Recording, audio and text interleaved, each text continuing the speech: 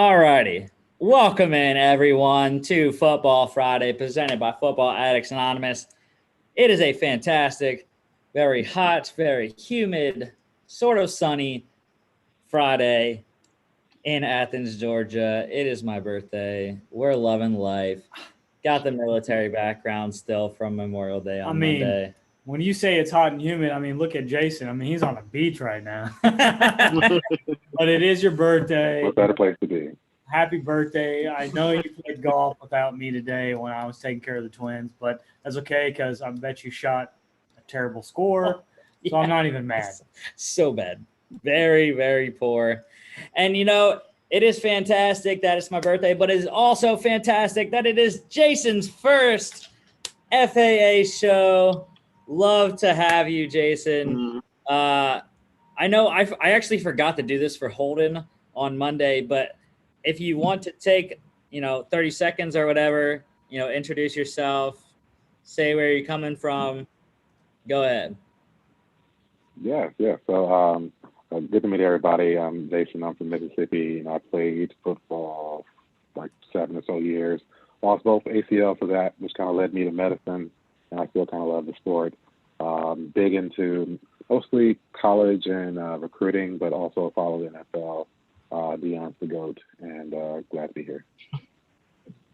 Awesome. Let's not be modest. Let's tell him it's doctor. Come on. It is, but only when I'm at work. We need that expertise, man. We need that expertise.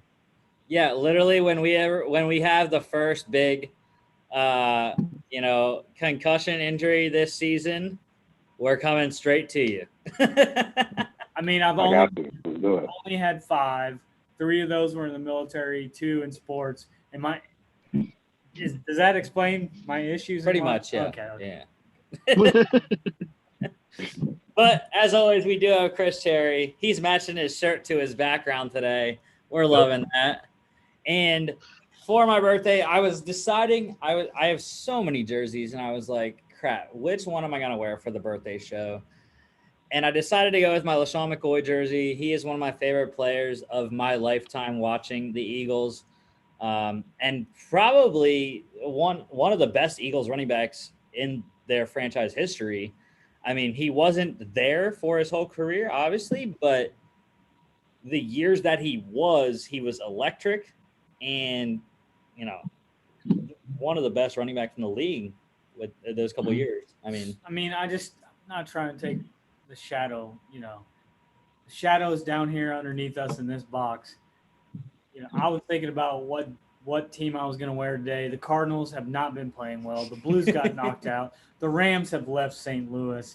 I'm a through and through just loyal fan, even though I haven't lived in St. Louis since I was 18. But the man down here has got prime time on. And that's what drew me to high school football, Mighty Minds football. That's what I played as a, 5'9", 5'10" white kid that wasn't that athletic, but I played cornerback. I would try to shut down anybody. Primetime is the man. He's got his team rolling at that division. And I was in an interview yesterday about taking over for athletic director position and talking about sharing athletes. Even though this school has 600 athletes, you don't really have to share. But Deion Sanders is the epitome of a two-way athlete. And if someone on the football field is that good, let them play basketball. Let them play baseball. So I salute you for that jersey. Not that you're wearing a Cowboys. I would have rather see him in a 49ers old school jersey. That'll be next. Or Falcons. -1. Yeah. I'm keeping tally. No, I'm kidding. Go Jackson State. But all right. Yeah, literally, we don't really necessarily have to have the PowerPoint today, but I do like it as the visual. This is not we ended our draft review series on the Monday show with the AFC West. Got to get stuff figured out. We're gonna start season previews actually probably this coming week. We got to get through all 8 divisions, so we'll have to see how that works out on the calendar. But let's get to it. So, first off, we'll start off with the NCAA. There is actually a lot of NCAA news this week. Usually there's nothing, but NCAA was in the news. So let's start off College Football Hall of Fame ballot for 2022. It's so crazy because they have, the NFL Hall of Fame, I guess they do start out with around as many total players as the College Football Hall of Fame does. So I guess it's not that weird, but it just when you look at the numbers, it does look like a lot of players and a lot of coaches. So just numbers before I get into, I have literally like 8 pages of players. But FBS, they had 78 players, 7 coaches. And then lower divisions, they had 99 players and 33 coaches. Eligibility rules. So you have to have at least been one-time first-team All-American. You're not eligible until you are 10 years removed from your playing career, from your last college season. Your community impact / academic honors are in consideration when voters vote. You must have had to play within the last 50 seasons. Professionals that are still playing right now in the NFL and active head coaches in the NFL are not eligible. That's good to know. Be in. That's good to know. And then also, as far as coaches go, you have to you're eligible after you retire, or if you are 70 plus years old and still coaching. Coach K. Oh, sorry. Or wrong sport. Actually, it's after retirement, or if you're 70 plus years old, or if you're still active and you're 75 or older, you can go in as an active head coach, and you had to have been a head coach for 10 plus years, and have a 600 plus winning percentage. And going back to the having to have played in the last 50 seasons, you can still be eligible for the College Football Hall of Fame if you've played before, prior to the previous 50 seasons, but you don't go in under the normal. You go in through the Veterans Committee. So I wrote all this down to make a very quick joke so we don't extend this podcast. So we're not seeing Johnny Manziel after his, saying he made a few $1,000, 33 per year signing autographs in this conversation anytime soon. Because of community impact and academic honors. I'm kidding. He's eligible in, I believe, 2023. He is. I think. He's the only freshman. It's probably farther than He's that. the only freshman, though, to win the Heisman. I just wanted to make a joke. I don't know exactly I really what his hope last season was. What he's saying now is he's got his life on track and whatnot, that he's doing good. But it's kind of funny. He was spectacular on the field, but there's always going to be that. When you know how the voters are. I don't like it, but you know how the voters are. Yeah, when you look at it, Johnny Manziel made history, obviously, like you said. I do have favorite players on list, ? And like I said, I have 8 notebook pages written down with guys that at the FBS level, guys that I liked, or guys that I watched in the NFL. Also, I wrote down every single Penn State player and Georgia player, and also every Pennsylvania player when it gets to the lower divisions. So I don't want to go first because that's going to be a long time. So I will let y'all go first. And if you touch on one of the guys that I have on the list, I'll just not talk about that guy. So. So given what you led with, I'm pretty sure we'll have some overlap. But with a quick glance for perspective, I grew up a huge Florida State fan, so that's where my love for Deion began. So to see Peter Ward and Ward Dunn on there is awesome. Ward Dunn being relatively, small, shifty guy, he was like unstoppable. Absolutely loved him. And Peter Ward was, the reason I changed my number to 9. And we have Florida State covers, and he was one of the most dynamic players ever. And he's really gotten some more shine recently. But he was absolutely my favorite. And the only reason he didn't win the Heisman was because of the clothing incident with Keelan Lavernius Coles, which is why Ryan Dane ended up winning that year. But he still got the natty and stood up in the first round. So that was awesome. And I think outside of that, you definitely got to highlight Brian Westbrook. Clearly, you as an Eagles fan, somebody representing Pennsylvania, you got to include him in what he did with Nova. And who else? LeVar Arrington. He was also that same year that Pete Orr was up for the Heisman, and he was one of the first when you think about what a middle linebacker looks like. It was him. Big, no neck. I think he leaped a field goal to block it that year or something like that. He was a monster. So those are my sentence. Awesome. Chris, did you have any? I didn't know if you got a chance to look at the ballot. I've been scrolling through the ballot right now, and there's a lot of I know like NFL Hall of Famers on this list, or soon to be Hall of Famers, some of them. But like Tony Gonzalez is eligible Don't take all of them, Chris. Don't take all of them. No, I'm not. But I'm just Tony Gonzalez stands out to me because he's one of, if not the greatest tight end of all time. Basketball player. Let's not forget that. Yes. Yes. And then another guy who I think definitely deserves to be in the College Football Hall of Fame that unfortunately probably won't make it to the NFL Hall of Fame is Andrew Luck.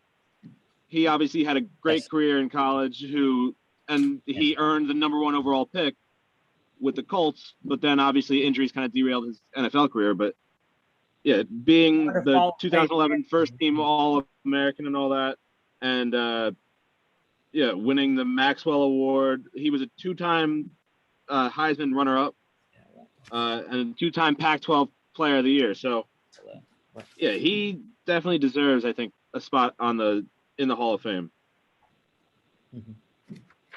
Yeah, dude. Andrew Luck was definitely on the list. And since you said all his accolades, I won't talk about too much about Andrew Luck. But you didn't say Tony Gonzalez accolades, so I will talk about him. But to start off on the, like I said, 8 pages. That's the thing, though. A lot of the pages are. Do you want to go? Did you even look at the ballot? Did you look at the ballot? You're hurting my feelings right now. Okay, I took care of the Twins all week, but I still saw it. And let's be honest, some of the names that come out are the people that everybody's going to click on ESPN, right? But I want to follow up, Jason, one of my favorite college players, and I was never a Florida State fan, but I know his history. It's the same childhood that I had, coming from a single mom and a sister and living in a house for Habitat for Humanity. Work done is a first ballot Hall of Fame at any level, in my opinion, whether he played 1 or 2 years, for the community impact and the academics that he had. Like, him and his mom made Habitats for Humanity known throughout the United States. His mom was a first responder. He lost his siblings, and his story is just so awesome. And he was dynamic for Bobby Bowden and one of the best coaches. And then he was dynamic for Atlanta and did a lot in the community. And obviously, growing up in Missouri, I know who Tony Gonzalez is. But something that I want to point out is people like Champ Bailey, right? There's so many people that are deserving on this. But what I want to point out in talking about this and being a University of Georgia alumni, especially at 2 different levels, whether it's my undergrad or graduate degree, is he still hasn't had his number retired at Georgia. It's Champ Bailey, guys. Like, he's premier cornerback. Has he won a Super Bowl, or was that just did that happen in my sleep? Was he a Bronco at the time, even though it was late in his career? Like, he was a shutdown corner. Like, and we only have, and they're all well deserving, right? Like you have the greatest running back in college history retired, but we have so many other people. There's people like Garrison Hearst that someone might talk about later in the show. Georgia needs to get their stuff together and recognize people that are getting recognized at the NFL and NCAA level. And that's where I'm going to leave it at. Okay. And, I mean, you got Reggie Bush, and So this is where the long rant starts. So I do have Champ Bailey as well. 1998 consensus first team All-American. He also won the Nagurski Award that year. 2-time first team All-SEC. 1998 Peach Bowl defensive MVP. He also, which I think is the best stat in his Hall of Fame resume, he had over 1,000 plays in his career at DB, wide receiver, and kick returner, all in the 1998 season. 1,000 total plays that season, vaulting him to a first-round pick. Invite this man home to Athens, please. With the Washington Redskins in 1998. So that's the first guy. Obviously, they're in alphabetical order, not in, my order that I would like them. But next guy, Reggie Bush. He was literally he was like right before my time of watching college football, because 2004, that was when I was 8 years old. I wasn't too much. I started watching NFL before I watched college. So, but obviously he was in one of the was it the best game ever? I graduated high school in 2004, and I'm telling you right now what Vince Young did in that national championship. But that whole USC team changed recruiting. It propelled the guy that still looks like he's the same age when he was coaching, Pete Carroll. You know what I mean? Like Jason knows, like we grew up watching this. It made you want to be a running back. It made you want to put things underneath your eyes before Tim Tebow. The guy was electrifying. And the only drawbacks are off the field and a stupid pitch behind him. Just go down to the field. Don't pitch it behind you. Which he did in high school, and it failed then too. And he did. Yeah, you're right. I'm great Saints career as well. That's often forgot about, but he was a great piece for the Saints. Yeah, I didn't know if you had any more to say, because I was going to say before we get Jason's take, I'll read his accomplishments, but I didn't know if you had any more than just what you said, Jason. Oh yeah, no. I was just adding on to that. I mean, the only other thing I would say is, if you've never watched his high school highlights, it is the most amazing thing you will ever see. Like I've thought to myself, if I were the defensive coordinator, what would I tell my team? And it would really be just try.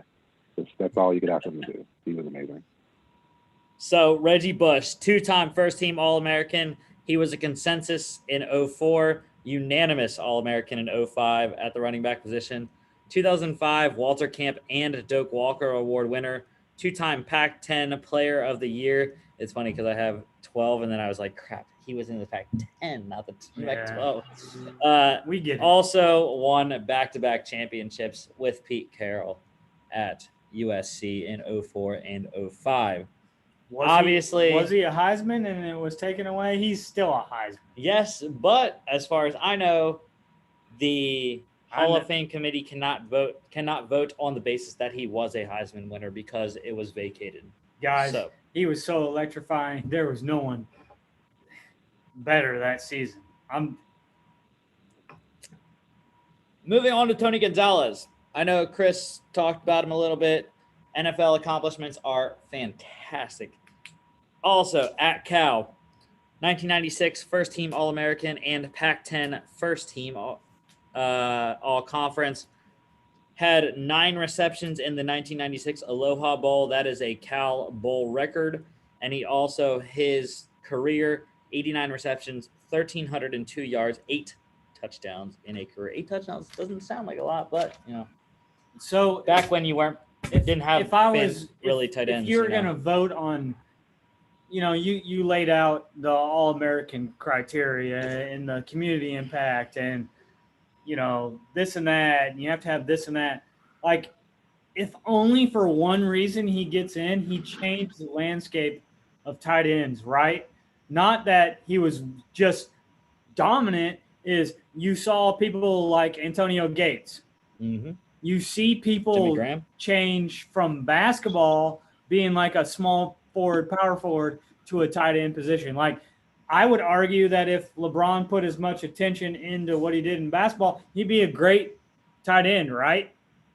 Like, I'm at that age where if Michael Jordan would have pursued baseball, I think he would be a great outfielder, right? Like, he changed what you could do with athletes in different sports and positions. And for that, he deserves to be in the Hall of Fame. MJ did play baseball, and he wasn't that good. But was he really that bad?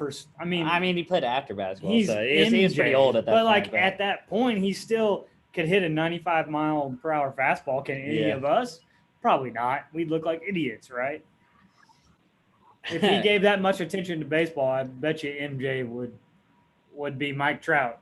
Next guy I have on the list here is Marvin Harrison, Syracuse wide receiver, 1995 first-team All-American kick returner, actually. 1995 Special Teams Player of the Year in the Big East, 3-time All-Big East he also has a conference record, 94-yard punt return touchdown, and also he left as the all-time leading receiver in Syracuse history, 2,718 yards. Marvin Harrison, the other reason he's on my list is a guy I watched, while he was still playing in the NFL. Obviously, I didn't watch him his whole career, but I watched him in the latter stages of his career with Peyton Manning. They went on, won a Super Bowl. Also, one of the best, receivers in NFL history as well. So, did not know he went to Syracuse until I saw the ballot. So, I didn't, honestly, being maybe an elder statesman on this show, I never really remember him in a Syracuse uniform, but Syracuse didn't, like, the ACC network wasn't around when I was in high school and college. Does that make sense? Like, now you see a lot of different schools, and Syracuse has a rich history. If no one's knows anything about Syracuse football, you need to go and read about it. Running backs and just a rich history. Where Jim Brown? So, is that where Jim Brown went? That's what I thought. I forgot which great running back. I would say my take of Marvin Harrison was from the pros compared to college as well. You mentioned it, but RIP to the Big East. Oh man. Yeah, definitely. Though it's so great that Jason and Mark are here because Chris and I obviously were younger than them, so definitely. I know I'm old. I'm an old man now too. Okay, you graduated with a master's. I'm 25 now. I'm getting there. Oh, he can rent a car by himself, y'all. With reduced rates. Good stuff. But yeah, no, he will be a GM. I love that y'all are here because the older guys that Chris and I necessarily were too young to watch in our childhood years, before we really started watching ball, you guys can have a perspective, a greater perspective than we can. So that's why I'm on the same wavelength as Jason. Peter work and work done to me are like no-brainers. What's going on here? Absolutely. So I can charge my phone. Next I have is the UGA guy. Mark already mentioned him earlier. Garrison Hearst, running back for UGA. I didn't even actually know that Garrison Hearst went to UGA, but 1992 unanimous first-team All-American. Come over this side. And won the Doak Walker Award that year. Finished third in the 1992 Heisman voting. That season, he led the nation in scoring with 126 points. He was also the 1992 SEC Player of the Year, and he only trailed I don't know if that's true now. I haven't looked at the record books, but when he left, he only trailed Herschel Walker in career rushing yards, 3,232. It's changed, but I will say this. This is like we've talked about seeing people in the pros, right? And people in college game. Like Reggie Bush would be someone that comes to mind. Reggie Bush just was phenomenal at the college level, and he had a very respectable NFL career. But I think Garrison Hearst had a way better college career versus the NFL.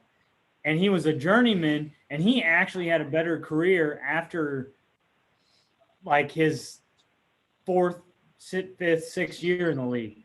He didn't get off to a good start, and then you started going, more wide outs, and he was always a good blocking back. Then he caught it a little bit more. And so I think he's very deserving of the college Hall of Fame. He'll never get into the NFL Hall of Fame. And I guess that's what I'm trying to say. He had a very good college career. Yeah, that's the thing. Like, what I know about Garrison Hearst was his time on the Niners with Steve Young in the 90s. That's what I know Garrison Hearst for in the NFL anyways. I don't remember him anything else other than being on the Niners. I don't know if Jason has anything on Garrison Hearst at UGA or, in the pros. No, I was thinking to myself, I was like, why do I know Garrison Hearst? Because I didn't really follow UGA like that until really about, I would say, Champ Bailey. I vividly remember him. But when you mentioned 49ers, it's like, that's what it was. And actually, I would have said, for that matter, I think he maybe played with Dion back when he was with the Niners, along with Reggie Waters, maybe. People would even argue, I would call him a journeyman in NFL. Does that make sense? Like, I'm not, I would like to be a journeyman in any professional sport, right? But he was really good at Georgia. Like him, Champ Bailey. There's a lot of people that you should respect at Georgia. Even Terrell Davis. 90s Terrell Davis even became an MVP, and they haven't retired his number. I mean, I know I'm a UGA alumni, but why? I guess we're talking about college football. Why haven't we gave honor to these people that, the Todd Gurleys and the DeAndre Swifts and everybody are trying to be like? They bring some just odd people back when they do Call the Dogs. I don't like it. Like, there's some guys when I was at the games the last 2 years where it's like, why? Who are you? Like, I don't even remember you playing in the league. Like, are we still living in the South? Like, this is our everyday world. I'm sorry, Jen. I mean, it is. That's the only explanation I have. Like, are you waiting for old white people to die, or what's going on? There was only a couple of games that I went to, during the non-COVID season that I was here in 2019. That one we actually did, one of the games we did have Champ Bailey call the dogs, which is fantastic. He was great. The other ones, I don't remember anyone else. You can't keep calling David Pollock. He's in the studio, y'all. Like this. All right. Let's move on. Let's move on to the next guy on my list, Josh Waiple. This is special. Oklahoma quarterback, is now the Tennessee head coach, was the UCF head coach before that. Really good production, especially at UCF. 2000 consensus first team All-American, and he won the Walter Camp Award that year. Also the 2000 Heisman runner-up. Who won the Heisman in 2000? I have no clue. Chris Weinke. Chris Weinke? Oh, 27-year-old. 27-year-old. Am I wrong, Jason? I had no clue. Correct. I know exactly who it was, and I'm just glad that you said his name, and I knew his age. Won the 2001 national championship. That was Bob Stoops, right? Stoops there at that time. Stoops? Yep. Oh yeah. Versus Florida State. 2000 Big 12 Player of the Year. LSU that year, right? And Florida State. But then they they lost one. Not to intervene, but they didn't Heupel lose one to LSU as well. Was that Les Miles? 03. That was Jason White. Gotcha. Sorry. Yeah. Josh, who I think won the Heisman that year. Josh, Jason, it's all. I'm on the same wavelength. I love you. 2000 Big 12 Player of the Year, and he also left Oklahoma with almost every single passing record in Oklahoma history. I'm sure the quarterbacks the last 3 years have wrecked his passing records with Kyler Murray, Baker Mayfield, Spencer Rattler. I'm going to let Jason, because he trumped me on this. I'm going to let him start, but I do remember him as watching. This is kind of when Bob Stoops really just took off. This was the under center quarterback, And Mhm. I think it's very underappreciated that he has been at UCF and now he's at Tennessee because and then this is no offense to judgmental, he doesn't look like he was a former quarterback. But when you become a coach, you got to eat a lot of food on the recruiting trail. Does that make sense? Like when I see him, I'm like, yes, I watched him as a kid, but he doesn't look, like it's vast difference for me. Before Jason goes, that's Right. literally the only reason why he's on the list is because he is a current head coach. No, which is solid. And I mean, yeah, so he was the Oklahoma team. Bob Stoops was there, and he benefited from the fact that one of Bob Stoops' first hire when he came to Oklahoma was, I'm forgetting his name, Leach, Mike Leach. So he coached Leach from Kentucky, and he brought his offense. Mike Leach and passing game. Yes, Mike Leach. And they just opened up I love having you here because you're 100% right about that.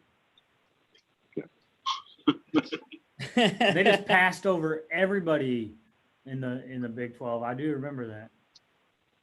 Mm-hmm. That's how the Big 12 there was nothing they could do because, I mean, they were doing that in the SEC, and Stoops was coming from Florida, so he knew about the headache it caused him. So he just brought it out there to the Big 12, and the rest is history. The next guy, we're going back to Cal. There's actually quite a few Cal guys on here. I was kind of surprised. But, Cal has actually had very good people. I mean, Cal has not been good for a while. That's since these guys. That's the one guy I wanted to talk about, and I forgot. Next guy, Marshawn Lynch, running back at Cal. Mm-hmm. 2006 first team All-American. That year, they also won a share of the Pac-10 title. Also that year, Pac-12 Offensive Player of the Year, led the league in rushing, 1,356 yards, and all-purpose yards, 1,785 yards, and he also led the Pac-10 in touchdowns with 15. He is a two-time bowl MVP in the 2005 Las Vegas Bowl, 2006 Holiday Bowl, and he is also Cal's all-time leader in 100-yard rushing games at 17. If you gave me a vote besides Peter work done, I would give it to Marshawn Lynch for marvelous reasons, many reasons. Let me get the M out for his name.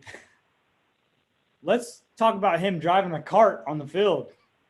Not only when he was there with his mama, the things he's done for Oakland, the things he did for Seattle, he's won at all levels. Like Cal had never been successful, and people couldn't tackle this guy. And his accolades speak for itself. Well, if you're talking about what you do for a community, it's not only what you do at Cal, because not every college kid's going to do something in the community. Yeah. It's what they do far beyond when they go to the NFL. And this guy had an illustrious career, and all he does is help the city of Oakland, help the state of Cal. He helps Roger Goodell when he stumbles on his face in the NFL. I love Marshawn Lynch.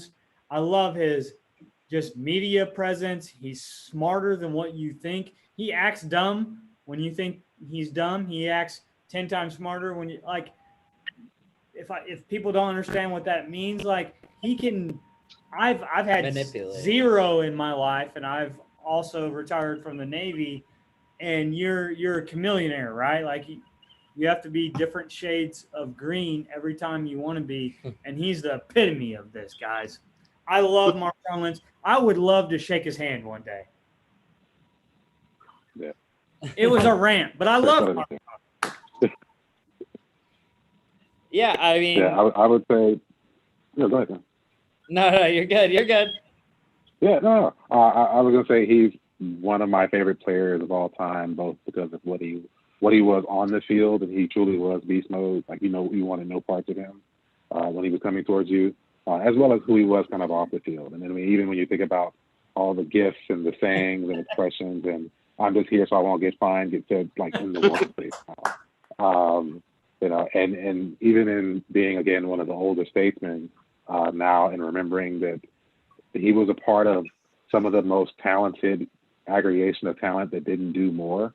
considering he, Aaron Rodgers, and Deshaun Jackson were like in that same period together. Isn't that crazy? And that's insane. But it also speaks to what Pete Carroll built that they couldn't get on top of that. But yeah, I love him, and that he's made this transition to have a marketing team, and one of his, basically his marquee player right now is Najee Harris, who just got drafted from Bayonne to the Steelers. That he's doing that, and he understands the value that he brought as a player and as a personality, and that he's taking that and applying that as one of all the lessons he learned from being in the league to the younger players that are up and coming. I would take so to speak to the person he is. Aaron and Lynch as long as you give me Leach as the OC. What can we do? They would dominate right now. I couldn't imagine if they as the head coach and Leach as the OC, and they have to get along, and you have those three players. I actually think Saban's man enough to say, all right, here you go. I'm going to worry about the defensive side of the ball. Yeah, I mean, I wish I would have started following college earlier, to see, like I kind of said about Reggie Bush, to see the Cal teams against Reggie Bush, when they had all these guys. It wasn't even fair. But that just, that wasn't how the Cards played. I didn't start watching college until about middle school, which was a couple years after Marshawn Lynch, like 08, 9, 10. But, yeah, Marshawn Lynch, I mean, one of the most illustrious plays in NFL history, the Beastquake against the Saints as a 7-9 division winner, was just crazy. Yeah, don't remind me about that play. Still breaks my heart to this day. Yeah, because Chris is a Saints fan and as a second team, so yeah. Look, no one's gonna ever be scared of me in my life, right? I've got a hair that looks like I grew up. Except for that guy in Florida. In the suburbs, right? I grew up in St. Louis. It's a rough place. But I'm telling you right now, one area that I would never mess with the athletes would be Oakland. We're talking about Gary Payton, Jason Kidd, Marshawn Lynch, Dame Dollar. I mean, you can go through the bucket list. You don't want to mess with the Oakland people. And Marshawn put it on the map. Mark Rowell on page 4. I'm sorry. Jesus. If you heard what Bradley Bill said the other night, he was like, my fist worked. I don't know about y'all. That's St. Louis. Well, I love you, Bradley. I thought Devin Booker was going to get in a fight last night with the Lakers from what he was saying. But anyways, next guy is Missouri guy.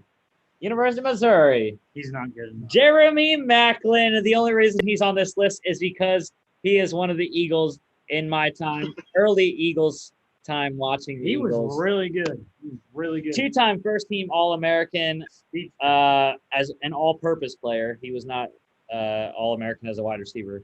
He was a consensus All-American in 2007. 2-time first-team Big 12. He also has the conference record for all-purpose yards in his first 2 seasons. He led the FBS with 202.4 yards per game in 2008. And also he broke Missouri's record for career all-purpose yards at 5,609 in only 2 years at Missouri. So I don't know if anyone has anything to elaborate on Jeremy Macklin. Like I said, he was one of my favorite players with the Eagles in the early years of my watching the Eagles. So the only thing I have to say about him, though, is that I think he was probably one of the more underrated players in his time in the NFL. I think he was derailed by injuries, and when I say injuries, most definitely. There was some muscle injuries, but he actually has autoimmune disease that took him out of the NFL earlier than expected to research it. And I think that he paved the way for slot receivers, like that speed, right? Like you can talk about Deshaun Jackson, you can talk about. But he was a possession. He was just, in my opinion, he was good. Like, we all cheered for him in Missouri. I don't know how to put it better way. Like, injuries. I wasn't a fan of him. What he could have done. Absolutely. Yeah, I was gonna say I wasn't a fan of him, but not because of him personally. My younger brother played in Nebraska, so I got to see him in person in the in prime time, he was legit. He didn't. got in the open space and he got a step. I would say this: he didn't have, in my opinion, he didn't have the greatest hands. Does that makes sense? Yeah. Like I think he had the speed, but he had like Aguilar hands, but he was faster than Aguilar. Is that like so? You could have a knock on that, but his career was derailed a little bit short. I mean, he was still getting up in age. Like if you can last 8 years in the NFL, that's great. Average lifespan's 3.3 years, right? But I think he could have made it 10, 11 years if he didn't have the autoimmune disease. I think he ended up being like, I don't know why it is like this is a lot of Eagles. A lot of people that go and play for the Eagles, they're good, but then they're just never the same when they leave Philadelphia. I don't know why, but it just seems like there's been a lot of great players that has happened to, like the guy I'm wearing, Shady McCoy. He was okay with Buffalo, but he wasn't Philly Shady, like, I said, I don't know why that happens. I don't know if it's like, Philadelphia is one of the better sports cities, but, I mean, since you live there, have you asked people? I don't live there. Chris knows where I live. Better sports city. I mean, yeah, they love their sports, but gosh, you could win 3 I'm not defending. I'm not defending any of the other 3 teams. An interception the next season, they want your.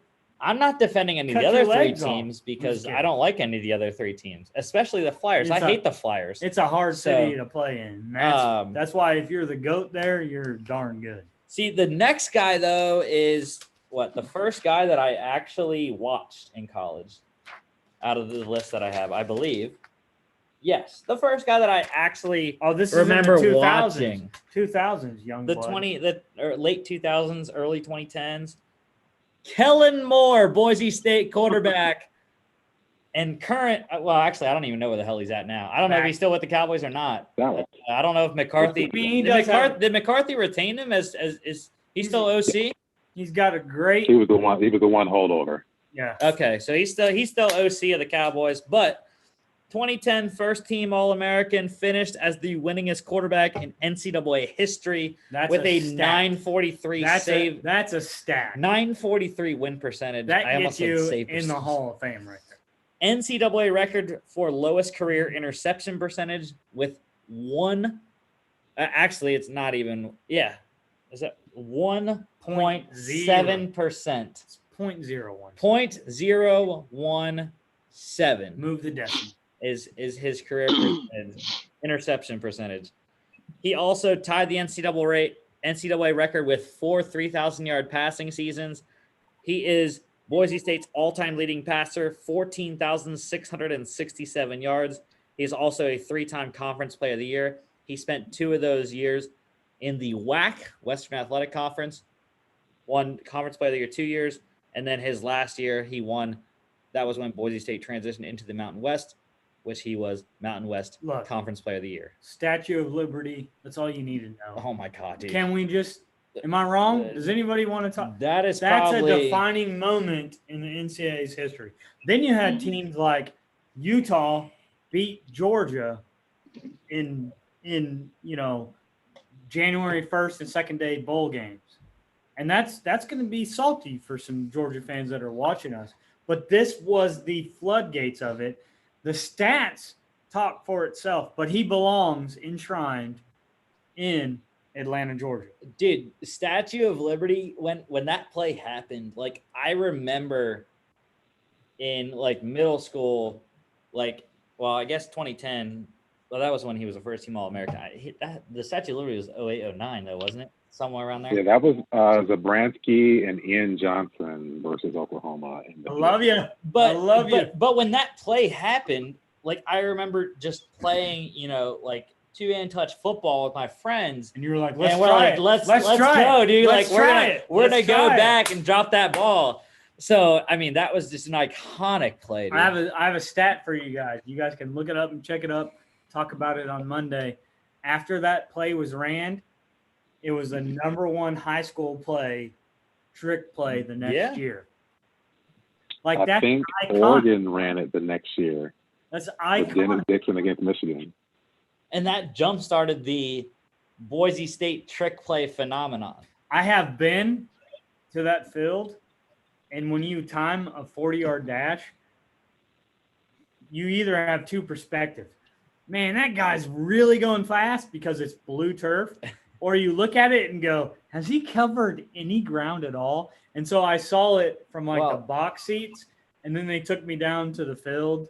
I took a basketball team there, and I was like, I just got to see the football field. We won a state championship, and we were going to Boise State's basketball camp. And I said, I want to be an athletic director one day. Let me see your blue field. And they actually took our whole team out there, and they said, walk from here down to there. And it looks like people are really going slow. And then when you get on the field, because of the blue color, you're like, wow, they're amazingly fast. And the coach at the time was Peterson, who is now the AD at Washington. What I would do is I would wear blue cleats just so it screws you more. They've got a great setup. Boise's a great college town. I don't know if Jason or Chris has anything more to say about Kellen Moore. Well, the only thing I was going to say about him is it's a shame that his NFL career didn't really work out. But it seems like he's kind of found his niche with the coaching and with the Cowboys now. One of the few lefties to come out within the last 10 years. And in fact, the Tua was the last starter since Kellen to be left-handed. Yeah. Yeah, it's crazy that, but I always think it's so weird though, because, we have baseball where it's so determinant on, all right, we're going to hit against this right-hander, we're going to hit against this left-hander, or, we're going to pitch against this right-hander, we're going to pitch against this left-hander. There's so many left-handers in baseball, but there's no left-handers in football. It just, I don't know why that happens, but, it is what it is, I guess. All right. Next guy on the list is another guy I watched specifically because one of my 3 NFL teams is the Panthers. It is Julius Peppers out of North Carolina.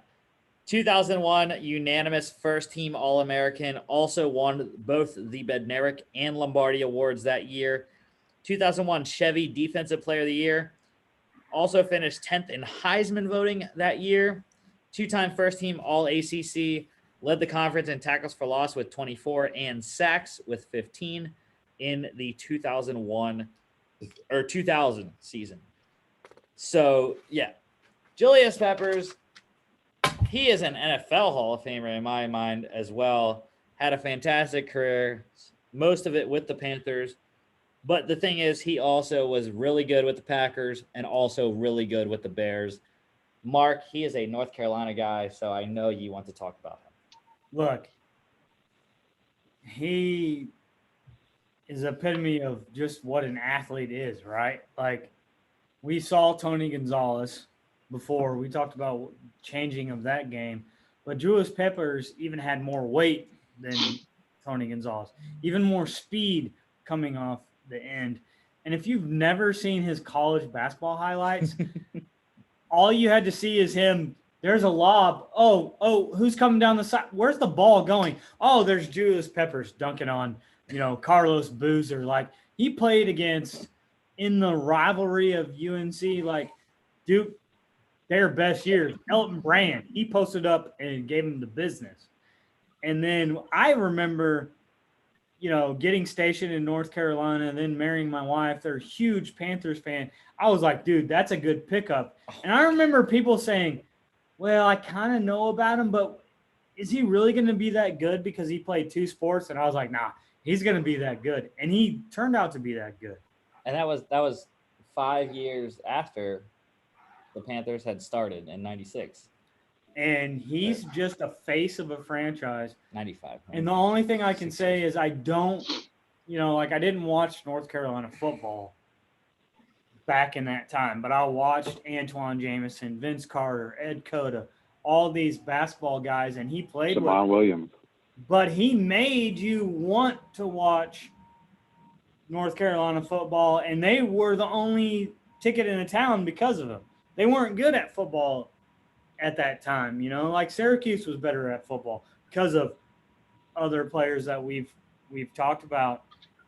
But he was playing at the University of North Carolina, which is what, Kentucky, Duke, and Carolina in basketball. Like that deserves, you were doing whatever your criteria is to vote on this. Does he not deserve it one day? Doesn't mean he deserves it this year. Yeah. But does he not deserve it one year? Because he was an All-American as a defensive end, if I'm not mistaken. Then he is great in the NFL. But he was also like honorable mention in basketball, and I could talk about it all day. It's so hard to play those sports, and it's one season followed by the next season. It's not fall and spring. It's like boom, boom. I'm sorry. I mean, he would have been a first 10-year Mac Brown player unless Mac had already left for Texas. But yeah, I mean, they had just kind of gotten a little bit better. That was Peppers, Dre Bly. They had some kind of good sort of Their defense back defense then. was good. They just couldn't score. Right. Because they didn't have a Trubisky that then flamed out. I mean, like, that side, they've always been known for the Lawrence Taylors, right? And the Dre Blys and the Julius Peppers. They didn't have anybody on the offensive side. Now that you bring that up, I mean, that's why you would see him Yeah, sometimes. because even to that point, the what was it, Curry that went to UNC that was going to play QB, but I think he just played basketball. Raymond Curry, maybe. Raymond Curry, like he was from Newport News around Allen Iverson. He played football and basketball. He was their quarterback and point guard. Dude, this is exactly why I love going through college football names. I mean, obviously, I have, like I said, 8 freaking pages of just guys that are on the list that were Penn State, Georgia, guys that I watched in the NFL, or Pennsylvania guys from the lower levels. But I don't know if Chris, before we move on, I don't know if Chris had anything to say about Julius Peppers because he was in our kind of beginning of watching football. Yeah, I mean, I didn't really pay attention to college football until like a little bit later than that. So I didn't get a chance to see him in college, but yeah, he was one of the best defensive linemen, I think, in the NFL throughout a good. Oh no, Chris going through a dead zone. What I think I respect about him is you would have. All right. Let Chris try to get through. Chris is always driving, Jason. He's always freaking driving through this.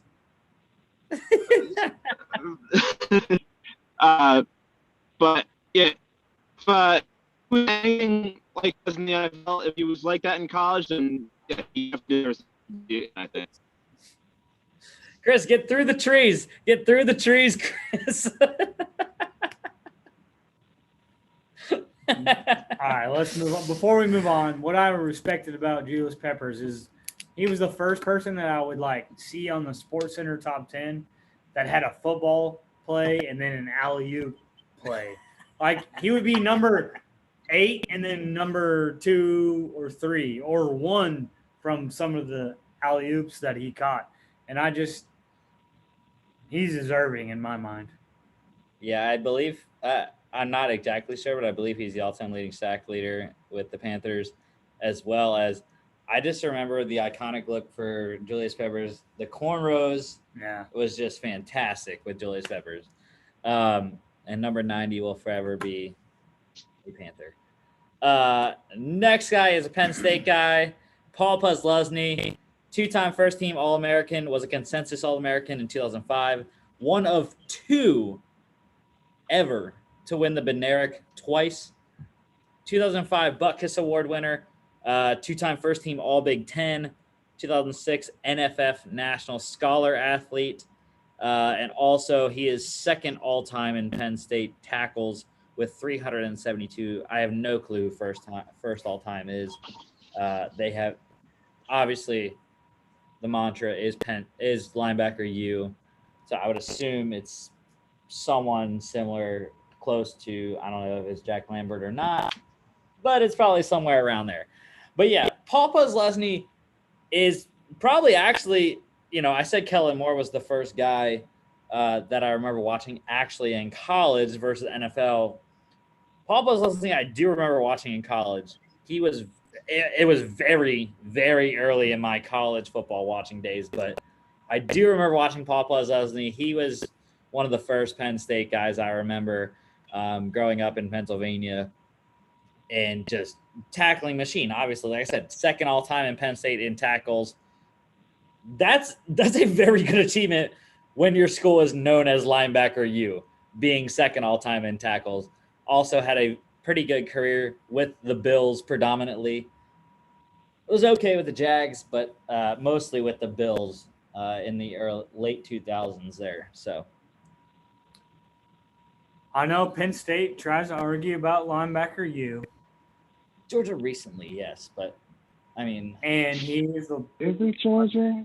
But is it Georgia? Is it Alabama? Is it Penn State? Like, people argue about the running back university. I don't know if it's Georgia. Like, Georgia and Alabama are really good at linebacker. Memphis. Like, talking about running backs. I meant linebackers. Yeah, that would be my only argument, but he did put them on a map.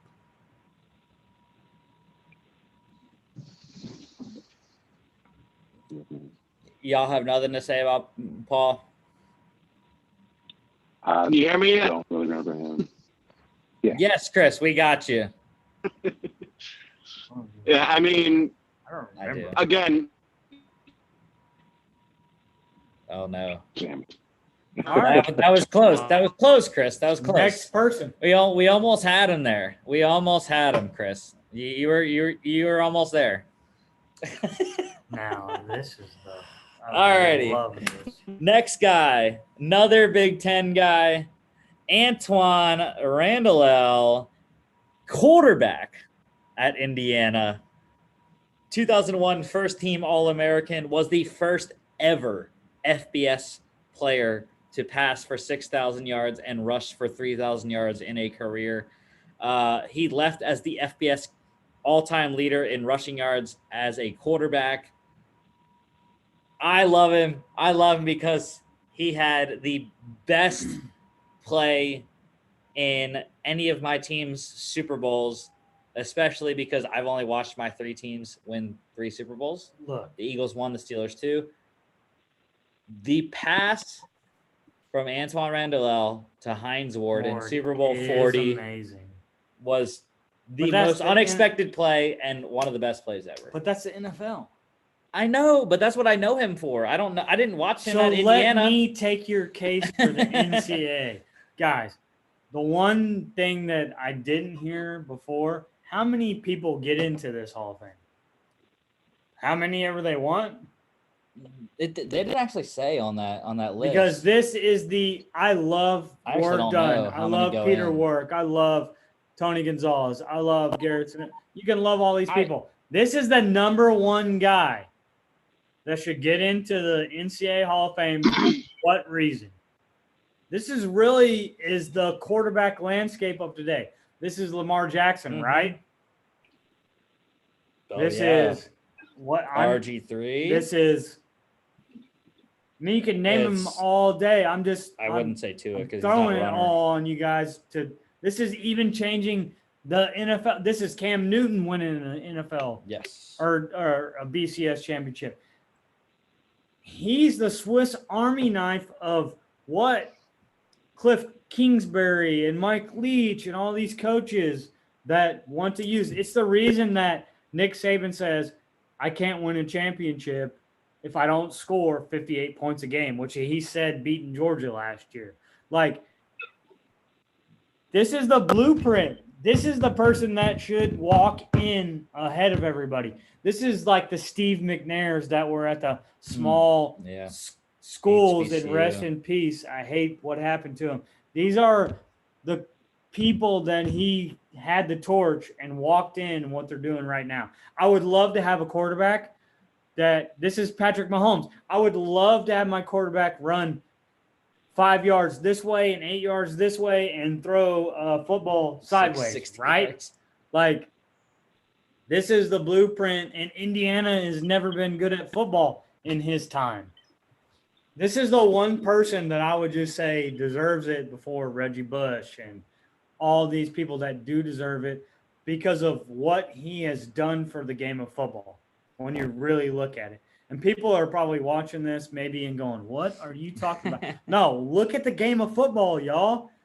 Like, you either have to be Trevor Lawrence or you really have to have legs and throw it and run it. There's no in-between anymore. There's no in-between Steve Bono or Steve Young at BYU and then, okay, we're getting rid of Joe Montana at a young age. Like, you have to run or you have to throw it really good. You're not getting a 6th-rounder and Tom Brady anymore. Guarantee it. No, I would agree. My only pushback on him would be that I think you're giving him a lot more credit than maybe he deserves. And it's only the timing. Because you got to remember the year before, actually earlier that year, there was a guy out of Virginia Tech that got drafted who was pretty good at quarterback. And then that was about a decade. The year before. 2000. I thought he was the Mike Mike Vick Vick in changed the 2000. game. Yeah. I'm sorry. I'm not trying to thank you, Jason. And that's No. the checks and balances. But I remember watching Virginia Tech as a young kid going, Mom, he's awesome. Like, I wish I was as big and could, like, I said that as a kid. He wasn't big. In our apartment, well, he's 6 foot. When I say big, like he's 6 foot 190. He's on the big time football. I'm 5'9". That's big. He's big to me, but you are right, and he doesn't get enough respect for the stuff that happened in Atlanta. But I thought that was before. But I just think. Yeah, I was just speaking to he was definitely he took that baton and ran with it, right? Because you talk about Vic doing it, the year before, and he took brought up Steve Young, and I mean, in my eyes, they're all basically children of Cordell Stewart. So you talk about a person that could do it all and flash. Is the blueprint. Yeah, He absolutely needed in the cold, Cordell. Yeah, and you're 100% right. Like, what happened with Mike Vick off the field should not diminish. Like, he changed his run against the Green Bay Packers will forever be, and I don't care what color you are, you want to do that. You want to be able to throw it as far as him and run as good as him, right? Like, that's the thing. Mike Vick is not even eligible yet because he played with the Steelers and his brother was 14. His brother was even good if you want to really look at it. Yeah, I mean, Antoine. I mean, I just think it's crazy though because you reference Mike Vick, but then Antoine Randall, like I said in his resume, there was the first one because Mike Vick was a runner. He was very good at running, but Antoine could throw the ball too. Like I said, he's the first FBS player ever. 6,000 passing, 3,000 rushing. So I guess, like, in my mind, and when I give him so much accolades, and I love to have checks and balances. Thank you, Jason. I mean, I need that. Like like we're gonna have world differences everywhere we go.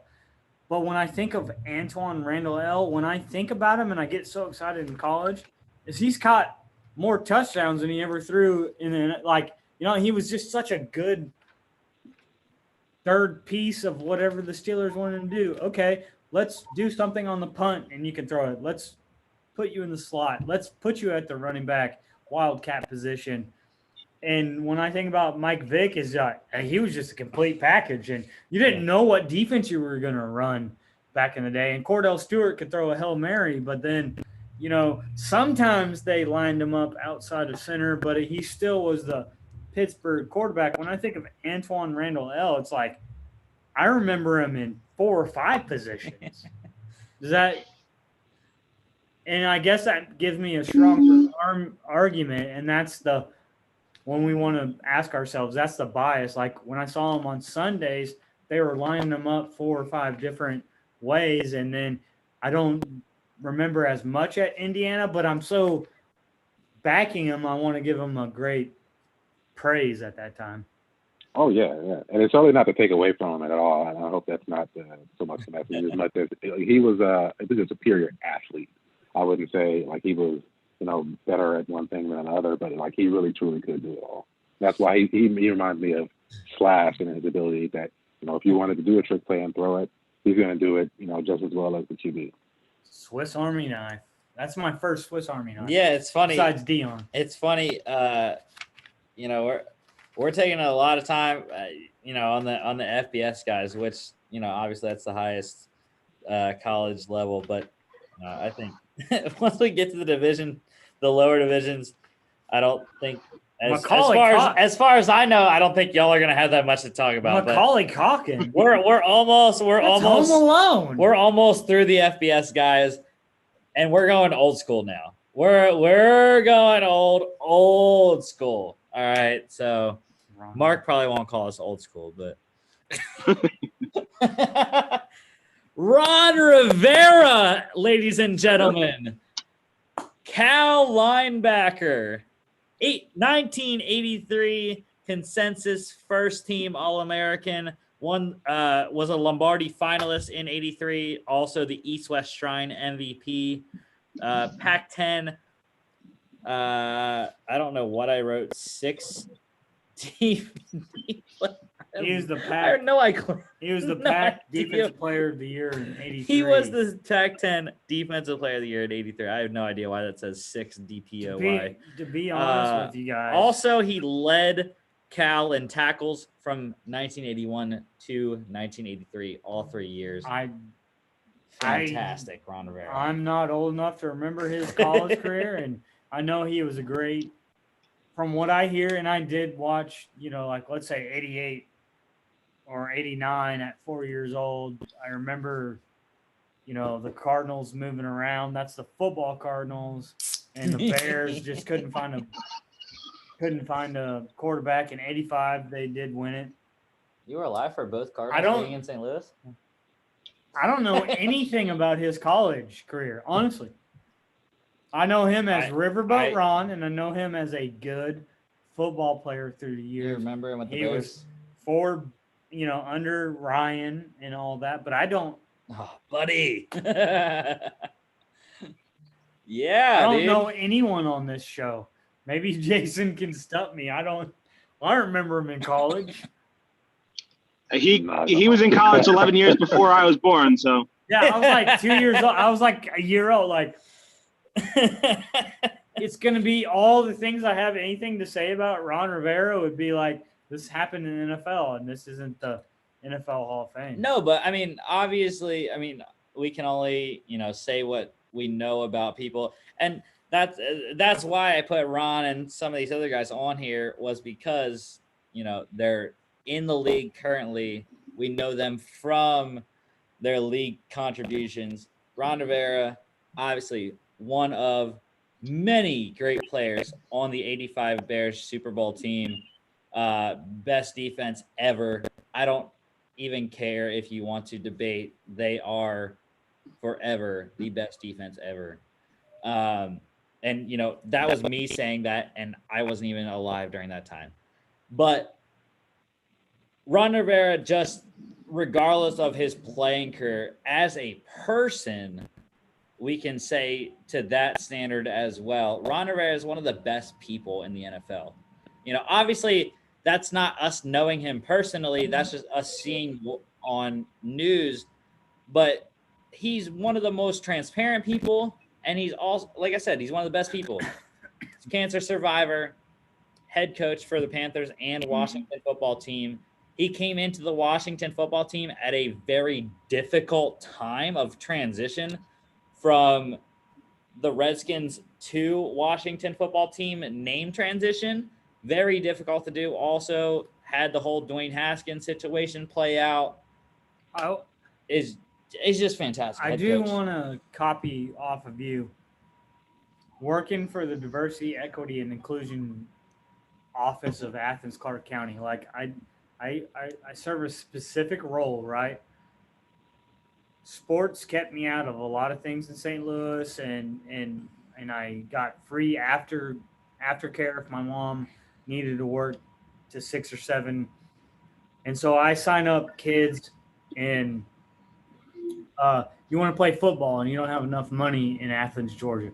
We're going to find a way to pay for that. Maybe you just hit the income level where your mom and dad maybe need to pay after school care or can't, and they work a 9 to 6 job. Like, we do sorts of things to fund people to pay for that.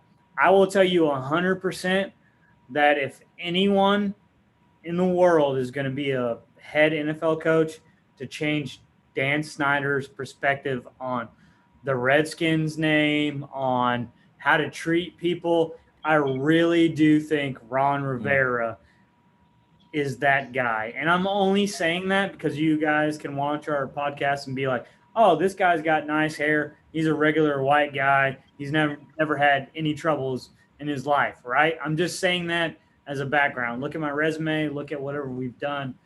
My wife is a graduate from UNC Charlotte and kind of helped the Panthers with social work and when they were starting. And I really do think that he can change Dan Snyder. If not, then Dan Snyder has no hope in the world. I'm just going to say that. Then he's just He gets all my respect. guy that I don't know what to do with.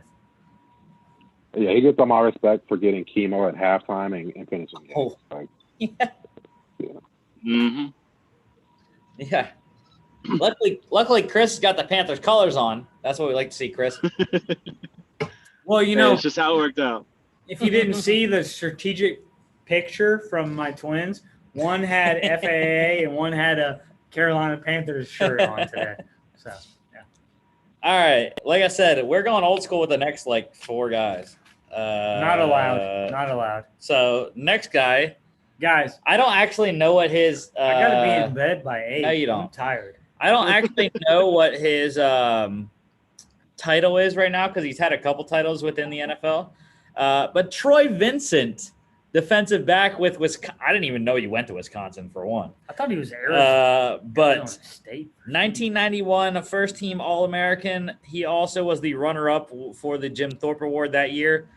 I don't know what years Deion was in college, but I assume just because Troy Vincent was the runner-up that Deion won the award that year. Deion was younger, though, right? He wasn't until 97, somewhere around there. No. he was before then. Oh, was he? I like I said, I have no clue. Don't disrespect Deion like that. I was giving him You years. can't be a GM if you don't know. I was giving time. Deion years. I'm leaving. What do you mean? I'm out of here. I have no clue because I wasn't alive at that point. But 2-time All Big Ten, 1991 Big Ten Co-Defensive Player of the Year. He also finished as Wisconsin's leader in punt return yards with 773 and passes defensed with 31. Do you and Jason have anything to say about Troy Vincent as a player? I'm going to tell you right now, I did not know that he went to Wisconsin. Jason, did you know that? Did not. I don't think I paid attention to Wisconsin until Ron Dane years. Thank you. Wow. Someone speaks my language. I didn't know what high school, college he went to. I know Troy Vincent from NFL years. I can tell you that, and that's why these are some people that you save for the last, because I don't remember their college years at all. I only know Troy Vincent as NFLPA president. Which that's the last title that I knew he had. I'm pretty sure he switched. He has since switched titles, but I have no clue. I can tell you this firsthand, who I put Troy Vincent in categories with. Like, you have Harrison in the backfield. You have Lynch, people you don't want to get hit by. You have Troy Vincent, or not even hit by, just people in the secondary that I put up there. That's the people I just said. He's up there. Like, he's right under Ty Lawson for me in my years of watching the NFL. That's not the college game, though. Like, Charles Woodson is someone I'm forever going to remember in college, right? Like, but he's already in College Hall of Fame. He's He's in the NFL How? Hall of Fame. He's How a is he in the Heisman. Or he's not, I was but gonna he's say, just how? he's in the NFL Hall of Fame. He's a Heisman. And then when he comes on the Oh, ballot, well, actually, no, he probably isn't in college football because he graduated in like he left in like He's probably got to be as the only defensive person he to win was it. 92. Yeah, I mean I thought he was drafted in '98. But like Troy Vincent was that good in the NFL in my opinion. Like he's someone I remember in the NFL. I have nothing against. I don't remember him in college. And I guess that's why I'll never be hired as a college analyst, I guess. No, I'm just kidding. No, you're fine.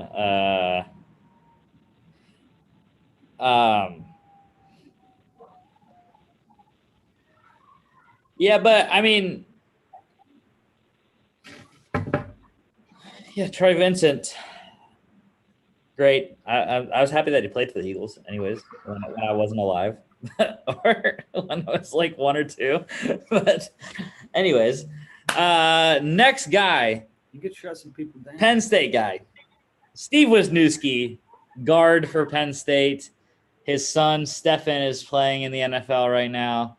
I don't even remember where Stefan is right now. I know he was with the Eagles originally, went to the Steelers, won the Super Bowl with the Chiefs 2 years ago. I don't remember if he was with the Chiefs last year in the Super Bowl run or not. I have since lost where Stefan Wisniewski is playing right now. But yeah, his dad, Steve, though, 1988 first team All-American, member of the 1986 12-0 Penn State Joe Pa national championship winning team. He also helped Blair Thomas rush for 1,414 yards and 11 touchdowns in 1987, and helped DJ Dozier reach first team All-American in 1986. So yeah, I know his son. I don't know anything about Steve though. You ever watch Back to the Future? Because we'd have to go back for that. I'm just kidding. Anytime though that you talk about good running backs, like you just said, like Wisconsin brought my attention when Ron Dane was there. Like we all know how good of a running back is. So I bring that to Penn State. He's a guard, right? He made Blair Thomas. I mean, the way for running backs, and it's essential to have a good offensive line for running backs and rookie quarterbacks or freshman quarterbacks. So even though I didn't see him play, that record going undefeated, I mean, that's something to get you in the Hall of Fame, right? Like I'm a part of an undefeated college team. Yeah. 12-0, 86 national championship. Fantastic for Penn State. I know that wasn't Joe Pa's last national championship. He won one in the 90s, didn't he? I believe so. Joe Pa won 3 national championships, if I'm wrong. I had no clue. I don't. But one thing never fucking won one when I was there. That's just when I was watching Penn State. That's for sure. One thing that I've actually like a sidebar from players. One thing that I agree with Joe Pa that he did in any sport was he was the first person to put a coordinator, defensive up in the stands to look down and watch the game. Like that's unheralded. No one talks about that.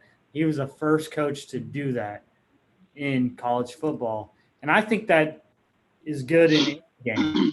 Like, yeah, I can have someone right next to me telling me like, hey, let's talk about this in the timeout. But I would love to have a microphone in basketball for someone to be like, hey, I'm seeing this from up here and the refs are calling this. And I see them making a difference on the, weak side of basketball. They're bringing someone into the alley and doing this. That's terms of you're doing something for side pick and roll. I would love to have a defensive or offensive coordinator in basketball sitting in the stands, but that's illegal at all levels. I would rather have a guy up in the coach's box. And Joe Pa put that into fruition. Chris, Jason, any thoughts on Steve Wisniewski? Nope. Way before my time, like everybody else we've been talking about recently. So. But you know Stephen, though. Stephen's still playing. Yes. All Yes, right. and if he was anything like his father, then yes, his father was very good as well. Like I said, Stephen Wisniewski, one-time Super Bowl champ. Actually, two-time Super Bowl champ. He won with the Eagles in 2017, then went to the Chiefs and won a Super Bowl with them Chris, as well. So. how long is your drive? God dang. I'm stuck in traffic right now. Are you in New York? Dude, he drives Yeah, up. I am. He drives up and down Jersey every I do day. not envy you whatsoever, sir. All right. Last FBS person. We're going head coach this time. And this is for our man, Antonio Garcia, who should be on the show within the next week or two. I was hoping he would be on today because it is I'm not exactly sure Antonio's years at Troy, but I do know he was drafted in 2017 by the Patriots. So I assume that Larry Blakeney was at the very least 100%. his freshman year 100%. in 2014. So Larry Blakeney, Troy head coach, 1991 to 2014, all-time winningest Sun Belt coach ever. 4-time conference coach of the year, 8 conference titles, won the Sun Belt 5 times, and before they became FBS, he won the Southland 3 times in the FCS. 7 FCS playoff appearances in 8 seasons. Also, he went to 4 bowl games. He won the 2006 and the 2010 New Orleans Bowls. So, Larry Blakeney, I have nothing else to say about that because Shoe-in. I for sure did not watch the Sun Belt in my early days of college All I football. have to say is a shoe-in. Like, you have people that want to go to or high caliber players, right? That go to Alabama, that go to Florida. Troy has always been competitive. If Jason has, I mean, he's followed football. He's a sports medicine doctor. Troy has always been competitive, and I think that he built that. Like, when he first took over in 91, people would be like, who's Troy? Nowadays, like, if you put Troy against a Power 5, like, that's going to be and they're now in that discussion. Like, they were never a walkover. Like, I think about App State beating Michigan when ESPN became, bigger. Troy was beating some of these people back in the day. Troy's had at least 2. And that's because of him. And he was getting players from Alabama, Georgia, Louisiana. I won't take away from any other states, but he was building that type of school. Like, mid-major basketball teams might beat bigger, but he was beating bigger football teams at that time. Like, I think he's iconic in my opinion. And Jason, you're from Alabama, right? Are you? Almost. Mississippi. I don't have as vivid a memory of him, but I am very familiar with like Troy football. I've been to the campus once for Bowden Academy when they had 1 year there.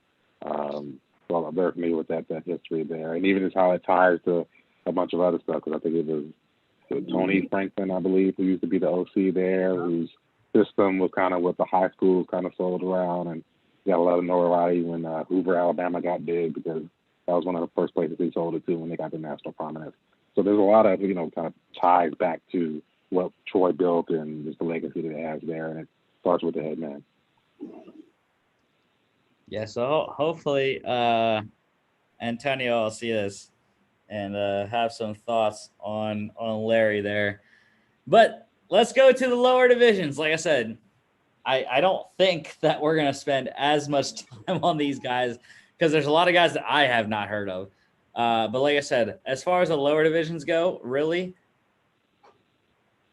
every single person is Pennsylvania because that's where I'm from. I do know some of these people. A lot of them are PSAC. I know freaking people that run the PSAC don't like it being called the PSAC. They say, oh, PSAC. No, it's the freaking PSAC. If you have gone to a PSAC school, Chris knows, you call it the PSAC. You don't call it the PSAC. So we'll start off. Again, they're in alphabetical order. Rick Beeler, Lycoming defensive back, two-time first-team All-American, 1990 D3 National Championship appearance, second in D3 with 31 career interceptions, also has a D3 record of 48 punt returns in the 1989 season. He is a four-time middle touchdowns, 48? No, 48 punt returns. I was like, whoa. 48 four-time all Mid-Atlantic Conference, and his last 3 seasons he was a first-team all Mid-Atlantic Conference player. So Rick Beeler, everyone. I know we're gonna move on because I know no one knows who that guy is. Let's go. Next guy, Rennie Ben, Lehigh wide receiver, first team All-American in 1985, second in D1 AA in touchdown receptions with 44, behind only the great one.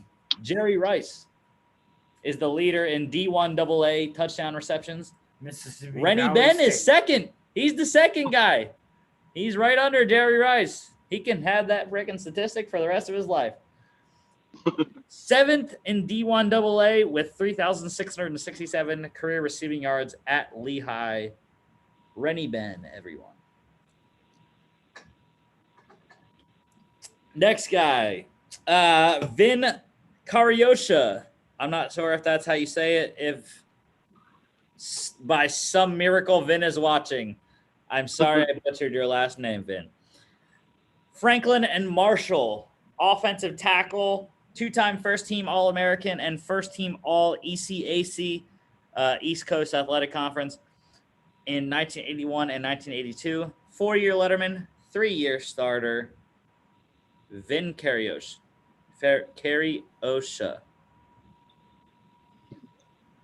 Next guy is Ray Kondren.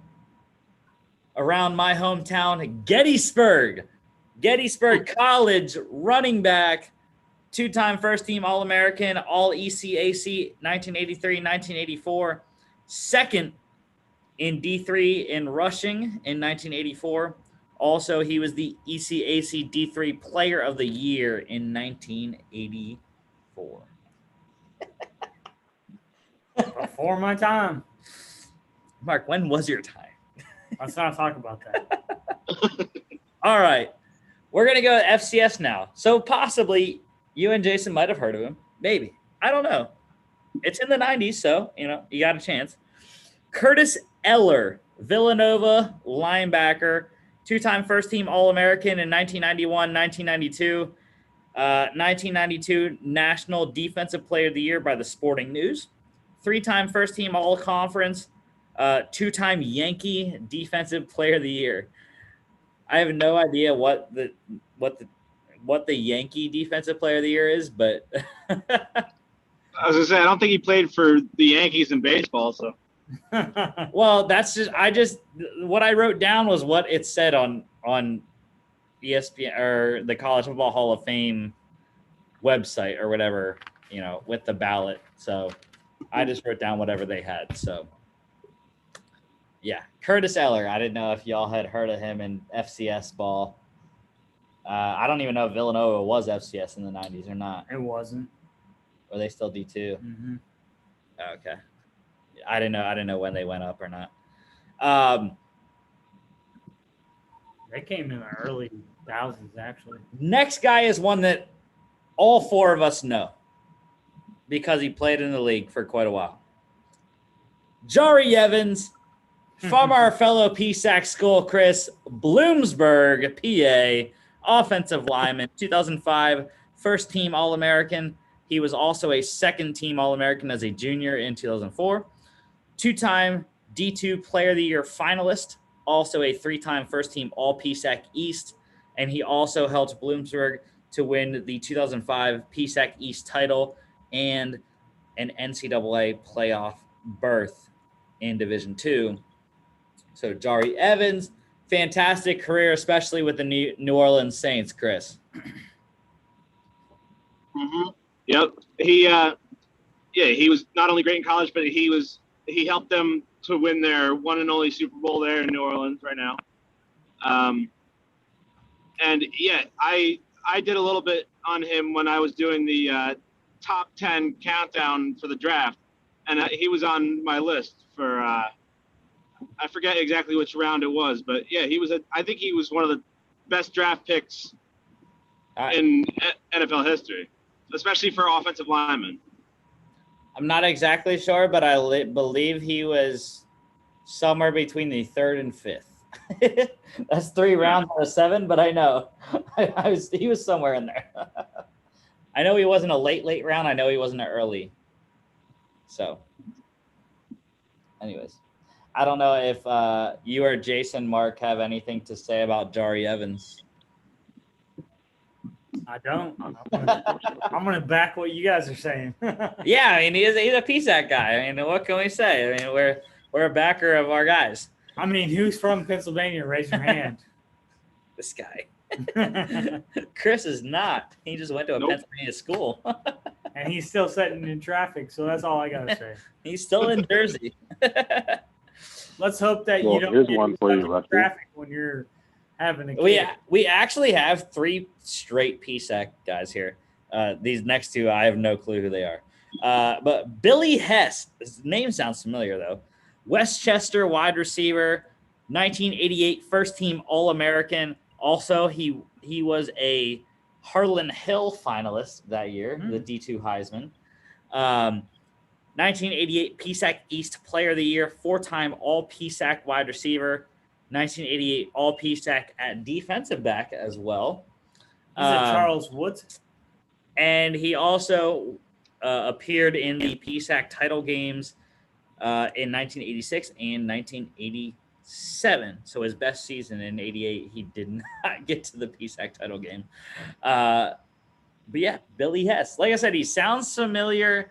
I don't know if that's from me looking at PSAC record books or whatnot. I don't know. It's just something about Hess that rings a bell. I don't know if he played in the league or not. No clue. Absolutely no clue. Moving on. Like I said, next guy, again, we're going 3 straight PSAC guys. Lynn, I'm not sure if this is how you say it or not, but Heiber, Haieber. Heiber. Heber? Like Justin Bieber? Heber. But Indiana University of Pennsylvania to PSAC school, people, that is IUP. Quarterback, 2-time first-team All-American at the NAIA level at that time, 1974, 1975, some of these guys, it was weird because, like, some of their things said NAIA, but they also had D2, like this guy, like Lynn, because it said on there NAIA All-American in 1974, 1975, but it also said that he won the D2 total offense crown in 1975, which he was an NAIA All-American, so I didn't really understand going up like level. NAIA versus D2 in the 70s, 80s. I have no clue how everything worked at that point. But anyways, that's what it said, so I wrote it down. He was also the 1975 ECAC D2 Player of the Year, first team All East, and first team All ECAC. IUP was not in the PSAC at that point in time, East Coast Athletic Conference, which today is Division III, which is the conference that Gettysburg plays in. But in the 70s, IUP was still in that. I don't know if it was D3, NAIA, D2. Absolutely no clue. So, but Lynn Heber, everyone, there you go. Next Pennsylvania person. We're going D3. Gary McCauley, Clarion tight end. I have no clue where Jason just went. Absolutely no clue. Mark left, Jason left, Chris, I have no clue what we're doing. Everyone's just leaving us. But Gary McCauley, two-time first-team All-American in 1980 and 1981, two-time conference champion, has the Clarion School records in receiving yards, 1,736, also receptions with 135, and he was a 4-year starter at tight end for Clarion. Next page, Chris. We still got pages to go. And the funny thing is, Jason said his internet went out. The funny thing is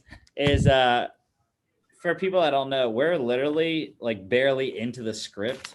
This is all just unscripted talk. That's why I put on the script, just generally like favorite players on the list, because I had a lot and I didn't really want to have this many, but I was like, all right, well, I'm just gonna do Pennsylvania players for the lower division.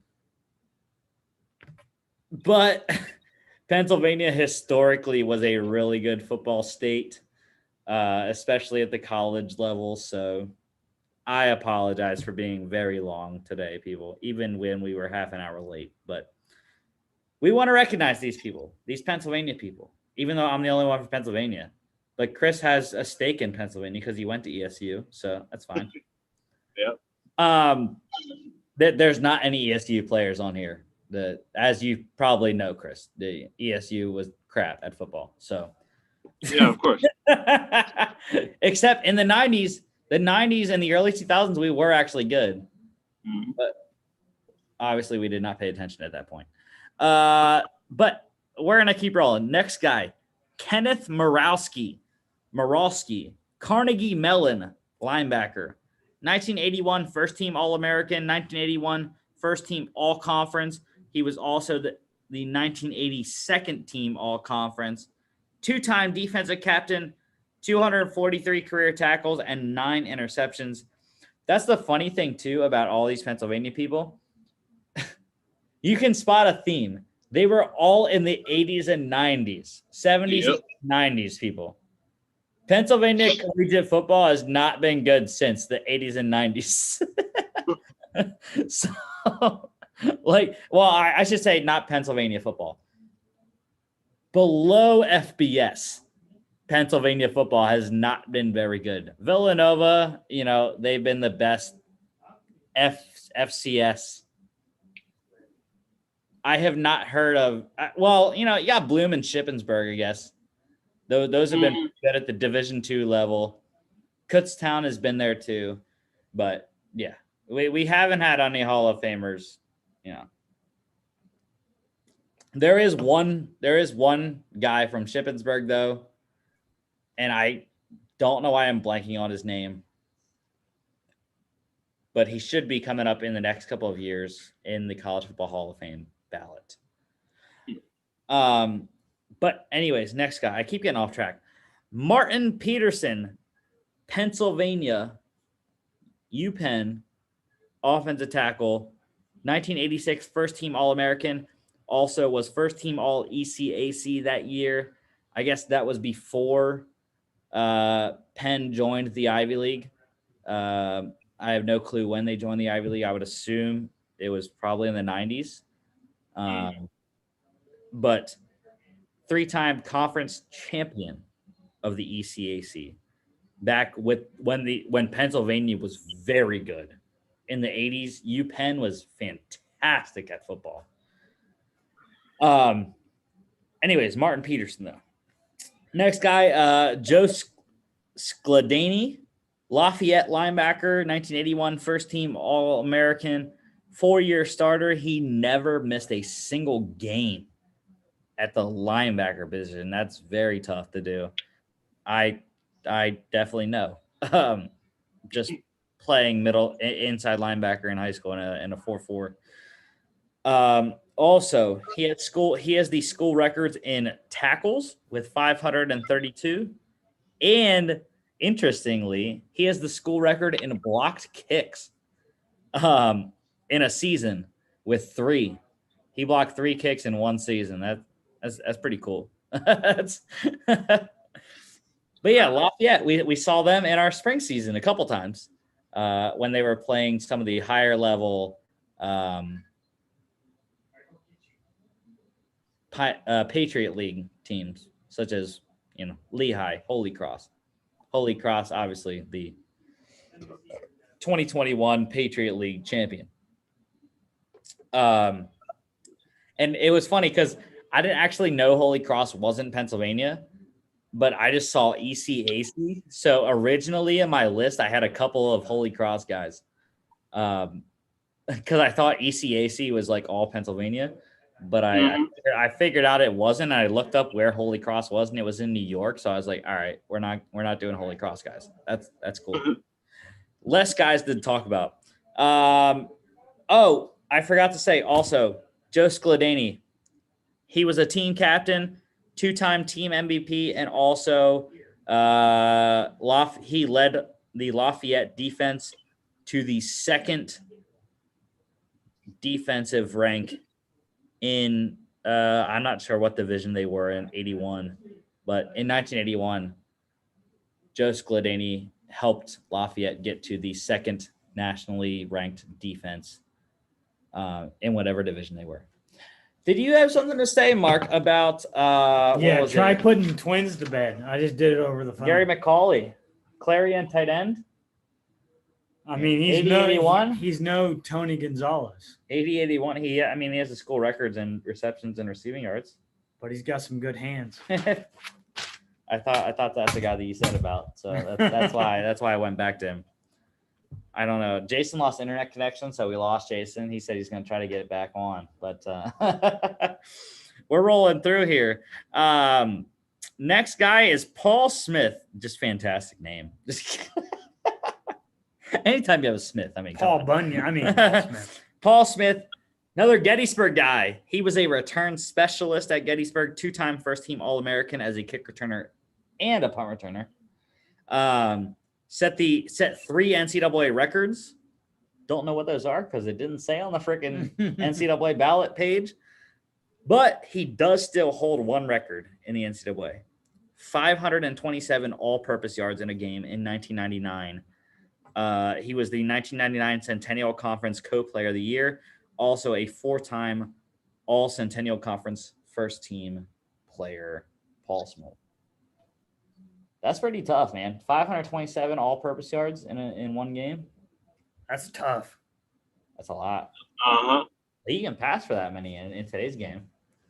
Damian Thomason, when he broke it at TCU, was 614 rushing. That's been broke since, but all-purpose. That's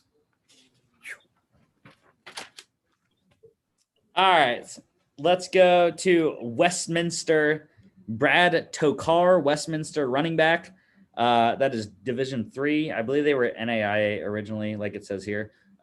First team Little All-American in 1990. Not sure exactly what the difference is.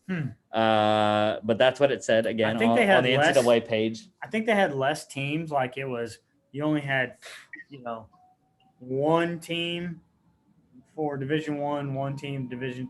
Now you have one team, second team, honorable mention. Yeah. But this is D3, so I have no clue. Little All-American. Like I said, that's what it said. A lot of yardage. 2-time first team NAIA All-American in 1988 and 1990. Not sure what happened in 89, but that's cool. 2-time NAIA D2. See, again though, this is what it said on the page. 2-time NAIA D2 national championship. National champion. So, like I said, I have no clue on the history of NAIA versus D2 or if they were like conjoined in the 90s. No clue. That's one thing that we didn't learn at East Stroudsburg, right, Chris? We didn't learn that stuff. Nope. We learned about Jim Thorpe and then we skipped the present day. Jim Thorpe, great historical marker, but that's pretty much how it went. Ouch. Yeah. Also, going back to Brad Tokar, he is the school Westminster's all-time leading rusher, 5,269 a lot of career yards. rushing yards. That's a lot of yards, guys. In 4 years, that's it's definitely about 1,600 per about 1,050. Or no, I'm wrong. Yeah, it's about 1,520 yards per year. That's saying something when you probably had linemen that look about the size of wide receivers. I'm just tight ends. Sorry. 90s, That's really moving. Late 80s, early 90s. That's moving your feet. He didn't play with NFL linemen, so that's a lot of yards. Next guy I love. I know I'm wearing his what is it called? What's the guy Number? that takes over for someone? Passing along his legacy. I have no clue. But the running back after this guy was Shady McCoy in Philadelphia. Brian Westbrook, Villanova running back, 3-time first-team All-American, 1998, 2000, 2001 again. It's kind of like the last guy. What the hell happened in 99? Brian Westbrook had. Hold on. 2001 Walter Payton Award winner, second in NCAA history in all-time all-purpose yards with 9,512. He is the first player ever with 1,000 rushing and 1,000 receiving yards in a season in 1998. 2-time Atlantic 10 Player of the Year, and he still holds, get this, 37 school records. Villanova school records. Look, he is a shoo-in, in my opinion, for the Hall of Fame for this reason. Not because of what he did with the Eagles. He's a miniature back that just won multiple games for him. But all the records that you just said. And after he played there, I think it was two years later they became what they are now at their level. But all those records, and he had a great NFL career too. How do you not put him in the College Hall of Fame? And he and from what I've seen from him, he's a great person off the field as well. It goes back to one of those players that didn't get a lot of accolades coming out of high school, but then made every opportunity in college. He's a good Phil story, but he's an actually really good college football player that deserves to be in the Hall of Fame. And he was a perfect fit in the transition years, in the early Andy Reid years, from Deuce Staley to Brian Westbrook, because they were almost the same time back. Mm-hmm. Deuce Staley doesn't get as much recognition. You know, he got more recognition probably as the Eagles running backs coach. He's going to be a great head coach one day. Well, I wish. Eagles coach. I wish someone would hire him. But he's in Detroit, coaching up DeAndre Swift now. And maybe probably Todd Gurley as well. Hey. And there's rumors. We'll talk about that a little bit in half an hour whenever we get to this stuff. But yeah, Brian Westbrook is one of the more notable lower division players. Chris, I don't know if you have anything to say about Brian. No, I mean, you said pretty much everything there is to say about him. So, yeah, one of my favorite childhood players. Obviously, when I started watching NFL in mid 2000s, late 2000s, it was towards the end of his Eagles career. But those were literally my favorite teams the first couple of years. I actually really watched full seasons, late 2000s, 08, 09. He's someone you Westbrook, wanted on your fantasy team. T.O., those three just together in Philly were fantastic. An A-10. A-10 Villanova was in the A-10 then. That was when A-10 actually had football. Before they switched to the Big East. He's a Hall of Famer, in my opinion. College Hall of Famer. All right, let's go to the next guy. We're going to the coaching ranks now, Mark. So maybe you know these guys. I don't know. I actually know the second guy, but first guy, Danny Hale, Westchester 84-88, and also Bloomsburg 93-2012. He won. He appeared in the D2 National Championship with Bloomsburg in 2000. Also was the AFCA D2 Coach of the Year in 2000. 9 playoff appearances. Also has at least a share of 14 PSAC East titles. Wow, 14. And he also is the winningest coach in Bloomsburg history with 173 career wins. So Danny Hale. Yes. Next guy, like I said, I have heard of this guy. I don't actually know too much of him. It might be because of a different Killinger at Minnesota. Right, but this is Dickinson. But Glenn Killinger, head coach Dickinson in 1922. I don't even know how you say that. Rensselaer. Chris, you know how to say that? Nope. Yeah, I mean, I didn't know because your girlfriend lives in New York, so Rensselaer, New York, 1927 and 1930, was at Moravian in 1933, and then the majority of his career spent at Westchester, 1934 to 41.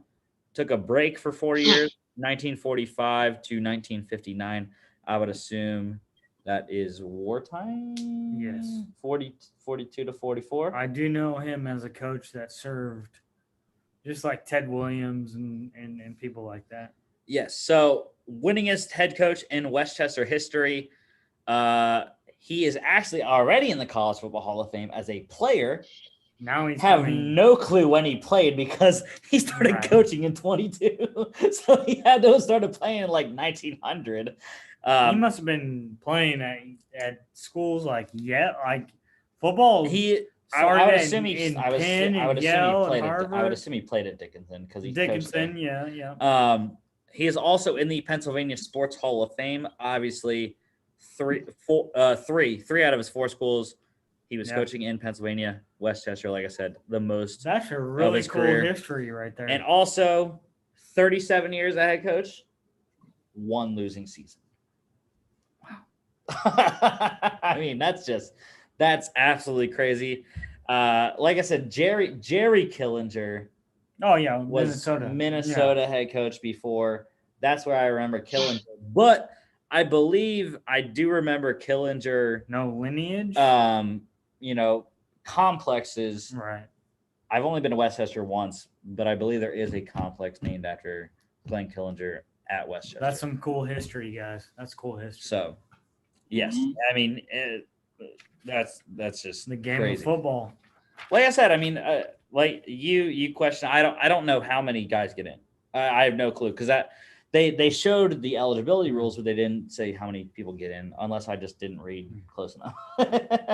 But anyways, we have a couple of 3 head coaches left. John Luckhart, Washington and Jefferson, 1982 to 89. Also California University of Pennsylvania, or as we know it in the PSAC school ranks, CUP.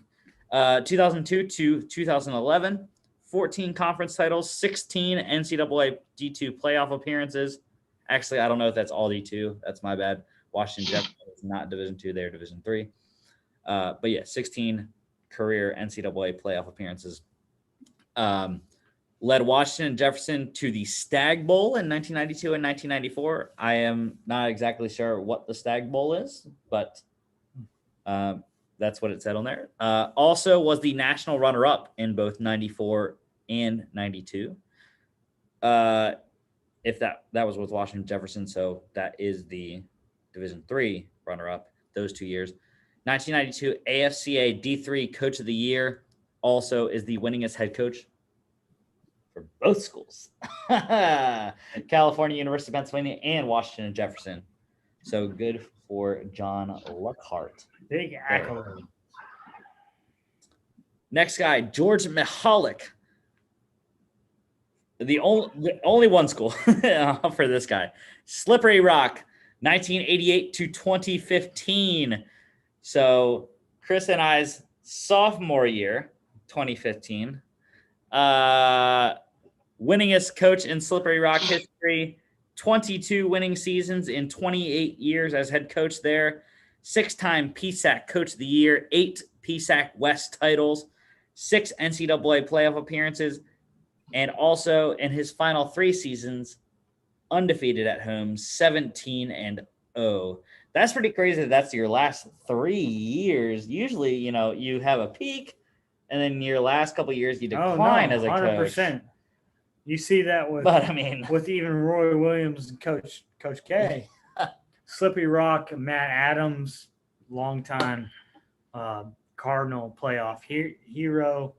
That's like Mac Brown coming back. No offense to anybody. UNC didn't win the championship last year, but UNC hadn't been that good under the last few. They're really good right now, and he's got them back, right? They're Clemson's number 1 competitor. But easily, if you look at it, someone that's been around the game this long, if coaching is relationships, right? Like, let me make good relationships with the players. What's even better is if I can make good relationships with the high school coaches to get players to succeed at my school, right? At the college level. And maybe he did that and said, I did it. I'm getting out of the game of football now. But I love that you highlight that. That's really cool that his last 3 years, he was on the up end. Yeah. Slippery Rock is, when we were in college, Slippery Rock was crap. Absolutely, they were so bad. Now they're getting better at it. They did have, and I am blanking hard on the kid's name. 2018, they had a running back come out, went to the Senior Bowl. No clue. I am hardcore blanking. I absolutely have no clue. I don't remember his name. Went to the Cardinals as an undrafted free agent. But yeah, I have no clue. I can't remember his name at all right now, but good for that guy. Because I remember watching him at the Senior Bowl because he wasn't invited originally, but he was an alternate and he got to come because someone else got hurt. And he made a really good impact. But yeah, Slippery Rock, interesting. Slippery Rock's actually the only East Stroudsburg football game that I went to. I went to for a little bit, and then I went back to my dorm because ESU was getting killed. Like normal when we were there at ESU. Right, Chris?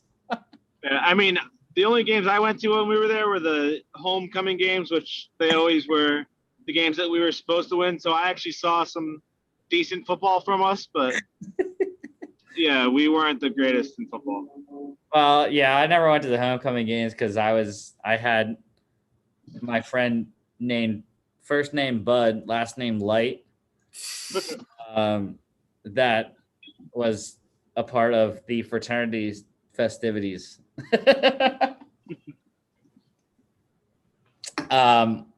Also, ESU went downhill whenever we switched to a 3-3-5 defense. I have no idea why you would ever run a 3-3-5 in collegiate football, no matter what level you're at. 3-3-5 is a terrible defense. But we have one last person, John Whitehead, head coach, Lehigh, 1976 to 1986, D2 Coach of the Year in 1977, D1 AA Coach of the Year in 1979, led them from the Division II to the FCS transition. Obviously not called FCS in the 70s and 80s. 1977 D2 National Champion, also 1979 D1 AA National Runner-Up. So he really had 2 years out of his 10 that he was really good. No offense to John Whitehead, but that's just what the stats say. All your stuff revolves around 77 and 79. Fair. But you had another 8 years of your coaching career at Lehigh that you didn't have any accolades. So But yeah, that's the final guy. That is the final guy on the College Football Hall of Fame ballot. That only took, what, an hour and a half? Thank you. Thank you. All right, end the show. We're good. Please. I'm just Thank kidding. you. All right, we do have two other NCAA things to go through. So the SEC, our conference, will now Immediate. allow intra-conference transfers, immediate eligibility. So that means the LSU wide receiver coming to Georgia is now tight end. but he's going Eric to be Gilbert. played at wide receiver. Yes. And then I don't think this affects the cornerback from Clemson, but he'll at least, like, it gives him more room. The one that Dabo kicked off, we picked him up last. Well, that's not an intra-conference. That's ACC to But SEC, it's harder still when it's a Power 5, but I think he'll be immediately eligible because they were. I mean, if he they applies, were worried about him. Yeah, but I mean, if he applies for an NCAA eligibility waiver, which I still think is the most BS thing out there. So that's two spots that Literally, when is the last person that you've heard of that has had their NCAA eligibility waiver declined? Like, I could tell you bad scenarios. like the NCAA eligibility waiver is such a joke at this point. The NCAA itself is a joke at this point. So It's too detached. Yeah. But anyways, yes. So anyone transferring from SEC school to SEC school, like Trey Smith last year, Georgia to Tennessee. Yeah, It's been like that. but granted, he was a grad transfer, so it didn't matter anyways. We had He was- class. He was automatically eligible as a grad transfer anyways. So, What else is new then? well, there is one more thing. There's one more Let's NCAA talk about thing. it. So Oh, literally, Twitter. yesterday. Tweeter. This came out yesterday on Twitter. I had never heard of this company before, but I haven't apparently they have been doing deals with the NBA, either. NFL, I haven't either. NHL, Open Doors, and Twitter. They have signed an agreement that will allow Division I athletes to profit off of their Twitter content, specifically videos. Some schools are already on board in the NCAA. They named Nebraska, Tennessee, Ohio State, LSU, Indiana, and BYU as just some of the is schools. Very striking to me. Well, That's good for them. They though. got a think lot of it's notoriety after the Zach Wilson season I this think year. that's great for them. And the thing is it's one stipulation that I saw. I don't think it really is that big of a deal. The video content cannot be produced by the school in order to profit off of it. It has to be independently produced by the athlete or, someone in their camp. So all these coaches are now going to listen. Half of your recruits are going to be like, I really want you to play with me. Half of your recruits are going to be like, how many followers do you have? Not like people are like, what are you talking about? That's going to be a big thing now. I'm going to recruit someone that's a 4-star recruit that has 1 million followers because he's funny. No, I'm telling you, this is it. The whole landscape is changing. It's weird. I don't know. More people are going to get out of NCAA athletics, and they should. At an older age, and it's going to be the younger generation that comes up to bat for these promotions, marketing, name, images, likeness, and you better hire the people that know or have sound judgment for these athletes. That's all I'm going to say. Well, thank God I'm not a social media person and thank God I'm not a college football person either. I'm so happy I want to work in the NFL. But this is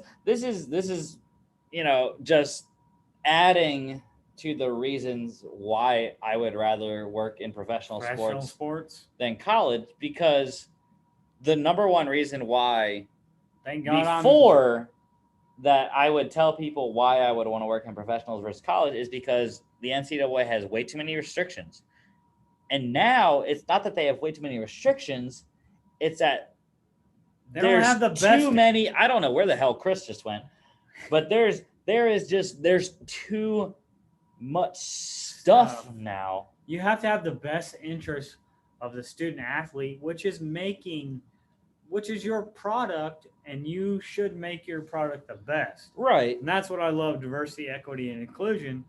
And I'm not going to just take a job in NCAA athletics as like, hey, please help me with promotions. No, are you doing promotions the right way? Are you taking student athlete development or are you trying to just pocket for your sake and you're trying to leave the NCAA? So let's leave it in a better place. Yeah, it just like it even if the NCAA dissolved and the FBS kind of took over, it's just there's still so much stuff to go through, to sift through. I just can't do it. There's too many avenues. That's the same thing why my parents always say like, oh yeah, like my high school's athletic director is about to retire in the next couple of years. Like, oh yeah, just come home, take that over, apply for that. I was like, no, because that's taking care of like. Well, I will say this: 20 different sports. I only like football. Like, and I love that you are honest about that.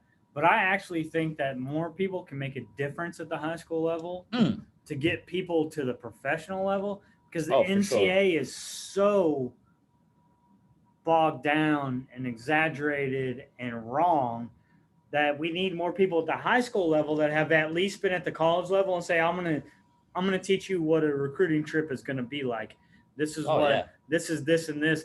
I think we need more people at that level, but hopefully you have more professionals that have been in the NBA, NFL, and have made enough money and said, hey, as a high schooler that's a Division I athlete, I'm going to help you, because the NCAA is so messed up, and you and I agree on that. And that's one thing that, I saw. I mean, I know you have more high school coaching experience than I do, even though it's in a different sport in basketball. But, I've only coached one varsity season at high school, but just in that one season, I saw my impact on the kids, Lifetime. And, I connect with them on social media every once in a while, and they still call me Coach Miller, and it's fantastic. And that's the thing, like, I don't know what your high school, if you had, Division I offers and stuff. So, I didn't have any of that stuff. I never played college football. I never had any Division I, any college offers to play a sport, but I still know how it works. I know how they get you. I know how they recruit you, and I know how everything works. It's ugly, and I hate it. So, I kind of like how my perspective is with not being necessarily in the shoes, but I know how it all works, though. So I actually don't know where I was going with that, but I just kind of wanted to say that. So we need more professionals that have made millions to help our young athletes. And that's why more like Chris Paul is sponsoring AAU teams. Cam Newton's sponsoring 7-on-7 passing leagues in the summer. Yeah. We need more people like that. And we need the media to shine the light on that. It shouldn't be like, oh, Cam Newton got mad at someone. He didn't get mad at someone. He actually was teaching the last bad propaganda that happened. I'm going to teach you, because he said, you have a chance to be in the NFL. I'm going to teach you how to talk to them. Yeah. I do. That's one small example, but it's something that was blown up to be bad in essence for Cam Newton.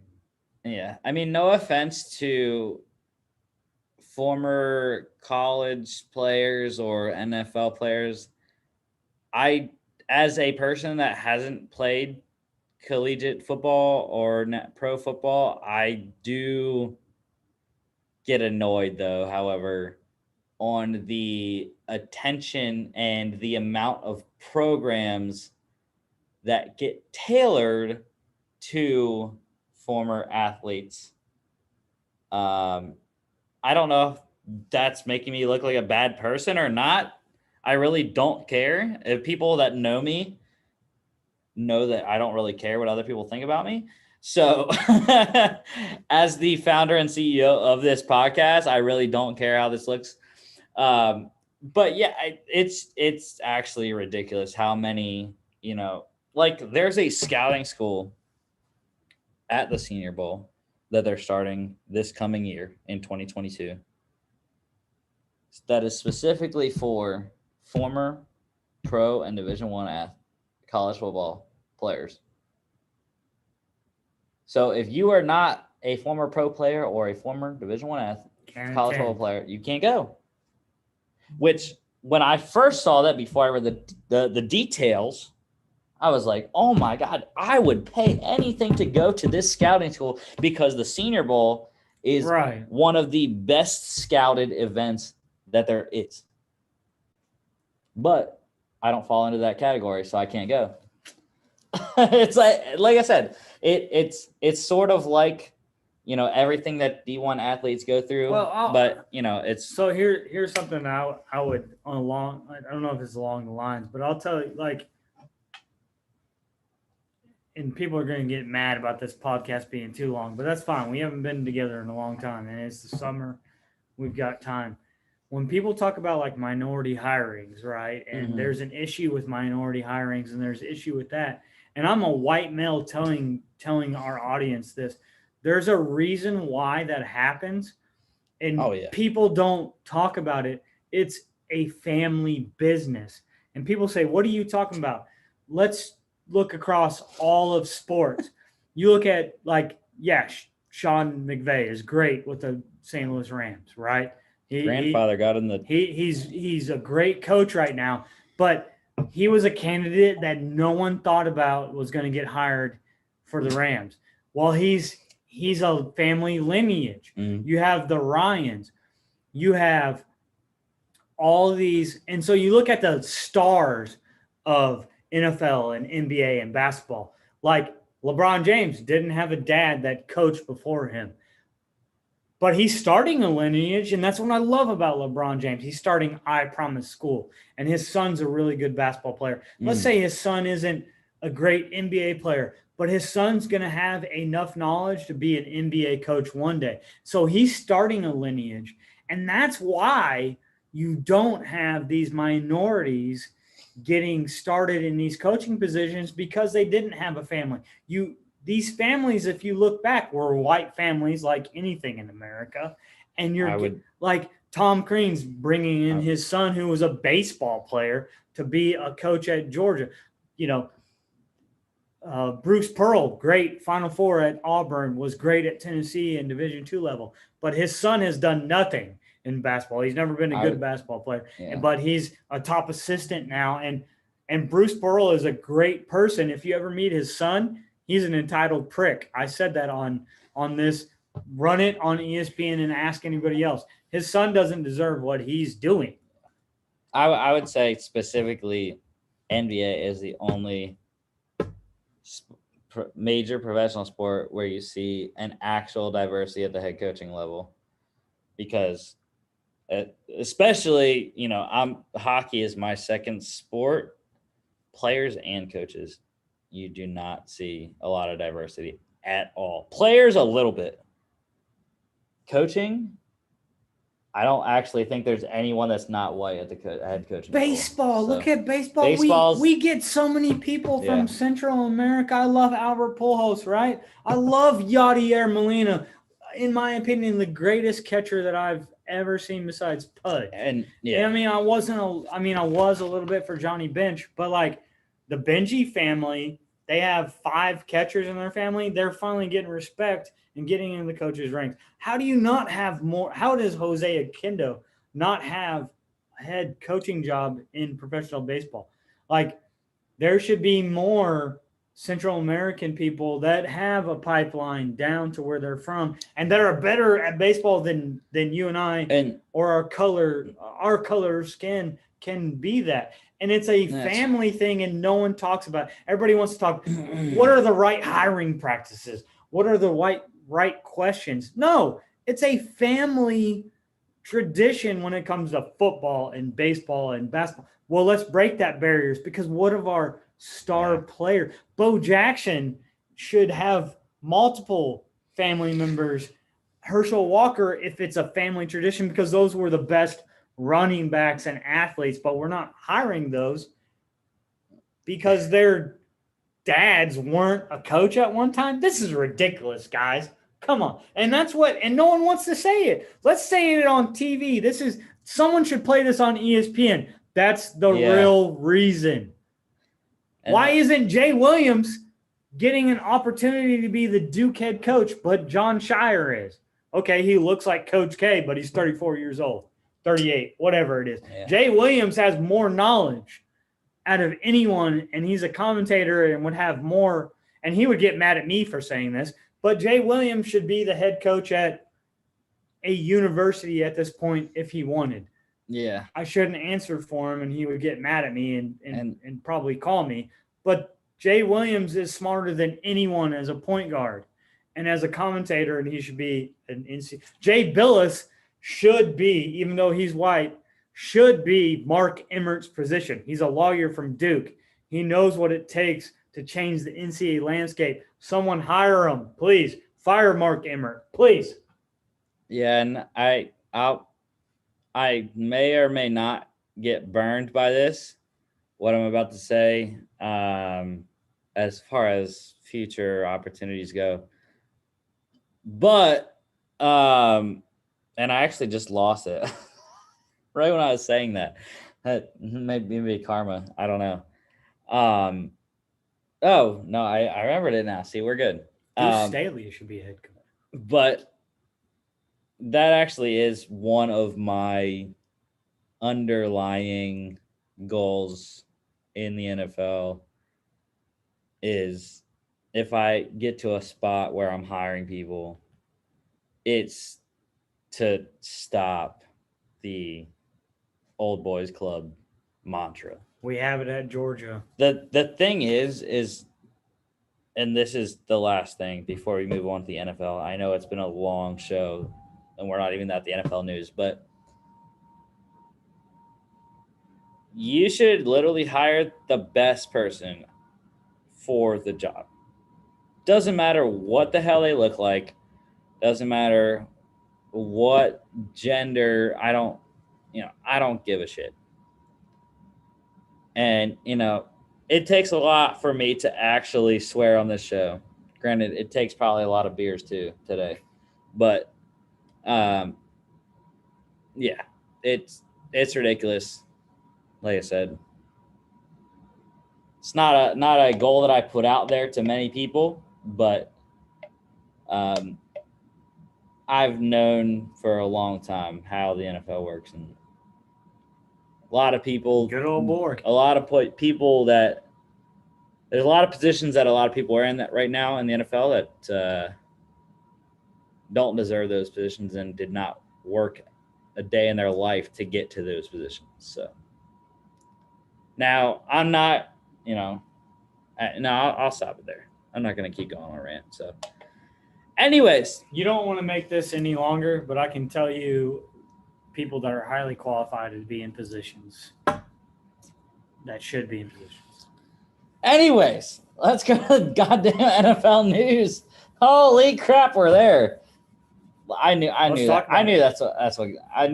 College Football Hall of Fame that was going to take. Yeah, I mean, I knew with the College Football Hall of Fame that was going to take a while, but NFL news should go relatively quickly. When I say relative, it's like 2 more hours. So that's fine. We know where Super Bowls are going to be played. We know some money caps. Let's talk about it. Yeah, let's go. But the first thing is I want to say I'm so blessed, to be here on my 25th birthday. Kind of tearing up right now trying to say this, but so many friends. But I'm also so blessed that this event happened on my birthday.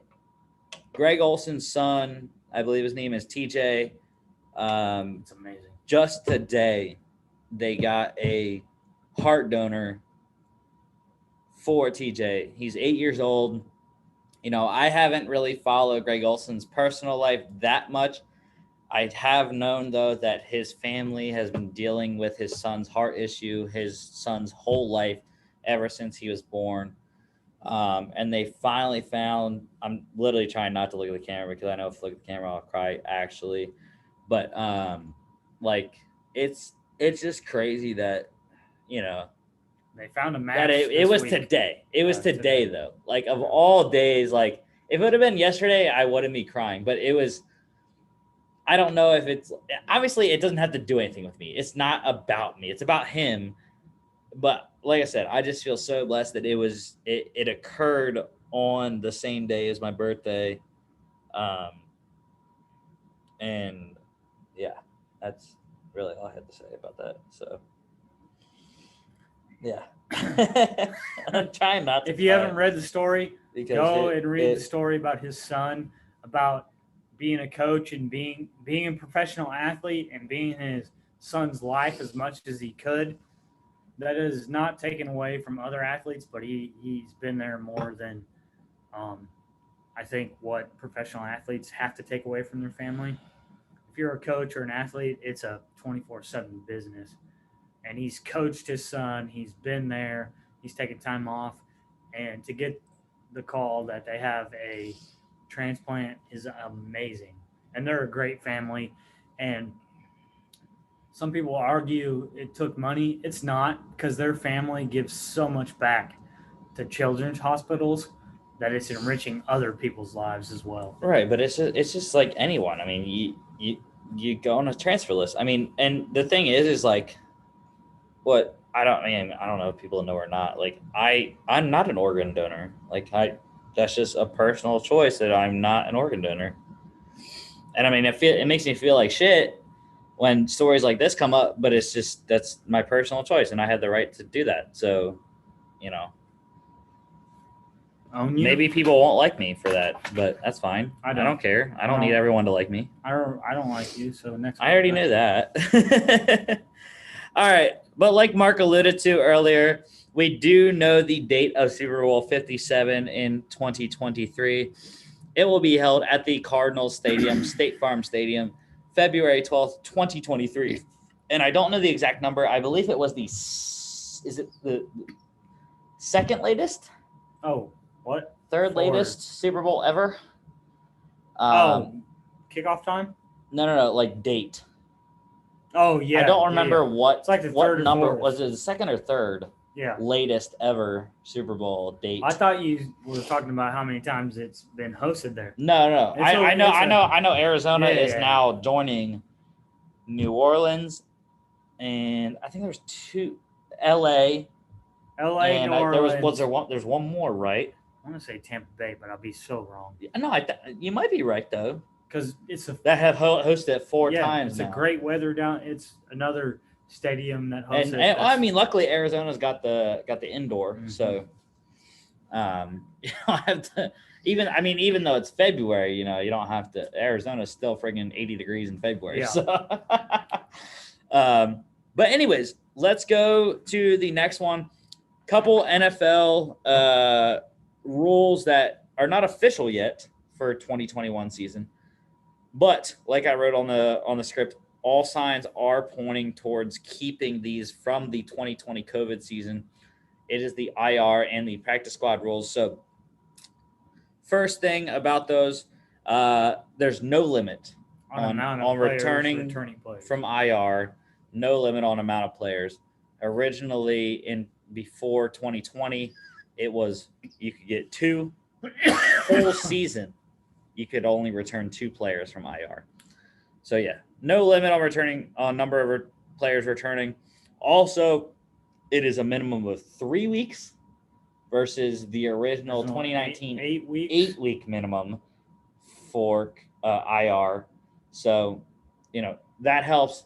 Like they said in the article that I read when I looked at these, that helps a lot. Yeah, it helps with guys that have short-term injuries that are gonna miss about a month, with something like a hamstring strain. It goes, or something. I can't think of another one. But I don't know if people like to word it as weeks or days, but it's the same thing as like the MLB. Yeah. I mean, they've always had a 10-day, 15-day, 60-day EL, like IL. Yeah. It'd be like a 60-day. Why wouldn't you do that for a contact sport? It'd be less than that, but you know what I mean? Like that to me is common sense. Yeah.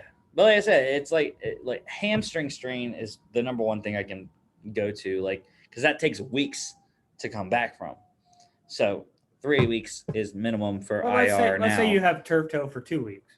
Yeah, that helps, right? Like, and turf toe can be a lot longer, but especially when Patrick Mahomes had to get surgery on it. You could be a backup quarterback that played 5 snaps at the end of the game and you had a dislocated finger, and you're going to get back in 10 days, but you can't be on the next roster, on Sunday. So yeah, and then the last thing is the practice squad one. They're going to continue most likely with 16-man practice squads. I would assume that since they said about the practice squads, they're going to continue with the practice squad rules as well, not just the number of practice squad players, but they're going to continue with the 3 out of those 16 players can still be veterans. Okay. Like they had last season, which was very interesting because Josh McCown was a practice squad player last year for the Texans. Actually, for the Eagles, and then he got signed by the Texans for 26 years. I'm sorry. But yeah, that he played a lot. I really did like that 3 out of 16 veteran rule because it gives guys more chances. I mean, there's play some golf. Obviously, there's the stadium. Obviously, there's a lot more guys that are waiting on opportunities that are younger, but there is a separate pool of players that are veterans that have played 4, 5, 6 years that have kind of been weeded out through roster cutdowns. But that gives the last them couple a of seasons, and they still have a chance on the practice rosters, the practice squad. So. We all know why they have the worst players union. It's 3.3 lifespan. Yeah. All right. Let's get into some team stuff. So post June 1, that was a major day for the NFL, June 1st. Let's talk about it. It's cut down a lot of people money. A lot of guys designated as post June 1 cuts. What about the 4 June trades? 4 highest teams, 4 teams that made the most cap space out of these post June 1 cuts. First off, the Denver Broncos, they made $10 million in cap space. That's a lot of that money. was from the Jawan James release. That's its own saga. We've already talked about that way too much in the last month. So do you see a big signing from them now? Or a big They've trade? had a couple tackles work out in the last couple weeks. So you don't see them making a trade. They'll sign someone. There's actually surprisingly a lot of really good tackles on the open market right now that have not been signed yet. So second most was the Chicago Bears, $9 million. That was from the Charles Leno Jr. Release. Obviously, he is now in Washington. I don't think 90% of our fans would even know who he is either. Well, he is now in Washington, so he is their new left tackle for the Washington football team. So the Vikings is huge. Everybody knows Kyle. Vikings, yes, third most, $7.9 million. Kyle Rudolph, now the backup tight end for the New York Giants behind Evan Ingram. I wouldn't even necessarily call him the backup tight end. I would call him 1B. 1B. So I think they're going to run different sets with both of them. Well, if Joe Judge wants to keep his job, he would run 2 tight ends. But the issue is that they signed. Well, they signed Kenny Galladay, so it's an issue. So they have to start. Well, they have to start Kenny Galladay, Sterling Shepard, and most likely Darius Slayton as well. Okay, so my question is, do you think it was a good signing for Kyle? Or is he trying to go to like the Big Apple? I think he took the most money. I guess I shouldn't say New York. Did he take the most money? I think he took the most money. Could he have a better fit somewhere else? In my mind, probably. I think he would have been better playing in New England. Just off the top of my head. Granted, he's older, and they went with 2 relatively young guys in Jonnu Smith and who would you throw in? Hunter Henry. If you're Matthew Stafford, what tight end do you throw into? Well, see, in LA though they have 2. Gerald Everett and what's his face? It's but I guess you're signing for name at this point, so I'm wrong for saying that. But I think you could go to different teams and get utilized. I told you guys about, and I think that's why you wanted me on the podcast last Friday to talk about Julio. But like, let's say you have J.J. Watt, but you have DeAndre Hopkins. Why couldn't you go to help Kyler Murray out in Arizona? And you're trying to build something. Well, they did. They did lose Dan Arnold.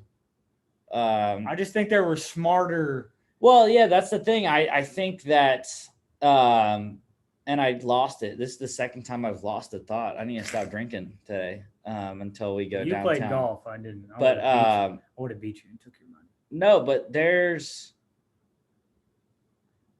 would have been a lot better options to chase a championship. Well, no, okay. I just remembered my thought. Well, because you said the Steelers. No, but that's why I think I still have an issue with free agency being before the draft. Why? That's what we have talked about for years. Why isn't it after? Especially guys like Kyle Rudolph. Because, who do you draft? The thing is you change your draft strategy based off who you get in free agency and how much cap space you have. Those are the two biggest factors, if anyone that doesn't know. Change your draft strategy based off free agents that you get and based off how much money you have in your cap after free agency. So if you're not a big spender, your draft strategy doesn't change that much. What league does it the same way? I actually don't know because I don't know the ins and outs, the business side of I'm just the other but three. It's opposite for the NFL. Well, I was thinking about the NHL because that's the only one that I know actually. Gary Bettman. But they do that. They do the reverse. All right, let's keep going. But it's very close though. Alshon Jeffries. So yeah, the Eagles are the fourth most, and they're the last one that we're gonna say about the Has he June signed 1. Anywhere? $4 million. Alshon Jeffrey and Malik Jackson combined to help them to get $4 million in cap space. Thing is though, Alshon Jeffrey left so much dead cap space though. I will say this. He's probably, I don't know the actual Eagles cap, but Alshon Jeffrey's probably the second most dead cap space. I will say this. When he's healthy, he's a darn good receiver. Does that mean not anymore? He's in his 30s now. Well, that's what I'm saying. He's always injured, right? And he's declined on or he's not. He's upped his drops. But when he was healthy, you could count on him. He was a big receiver, big hand. Like if you ever seen Alshon Jeffrey's hands, love. Alshon is still. There's only been two big what ifs in the Eagles' history of me watching professional football. One is the 2008 NFC Championship where McNabb lost to the Cardinals with Kurt Warner, and the Cardinals went to play Super Bowl 43 against the Steelers. The second one deals with Alshon Jeffrey. 2018 playoffs, divisional round in New Orleans. Eagles were not even expected to be close. They were. Nick Foles was driving them down. Fourth down, Alshon Jeffrey drops the ball. Through the middle. It was a middle pass. They lose the game. Not on the sideline. It was middle. It was a little low. He had to fall for it, but it was catchable. And yeah, that is the most recent what if by the Eagles in the playoffs for me, because if they would have won, they would have went to Los Angeles to play your LA Rams. I would have beat them.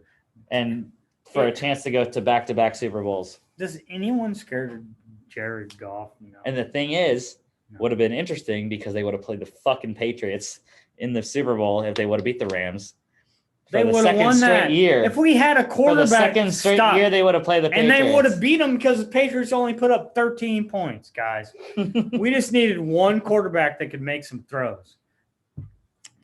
Well, it's okay. They paid the rest in that one. That's fine. You don't think Todd Gurley would have said he hasn't been the same ever since that year? If you would have asked him to be the workhorse back and you win a Super Bowl that year, Todd Gurley is a team player and said, "Yep, I'll never play in the NFL if I can win a Super Bowl." Well, at least championship. At least they paid the rest in that championship game. I don't right? want to talk about this. John Johnson. I don't like you or anyone. I don't even remember the receiver that he hit. I just remember it was John Johnson that hit him. Oh, really?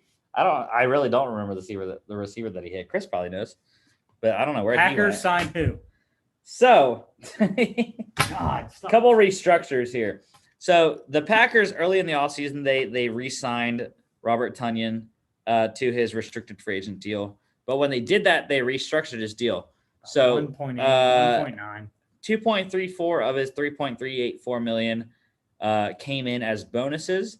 So I don't actually know what his base is. It's obviously you can see that 2.34, 3.384.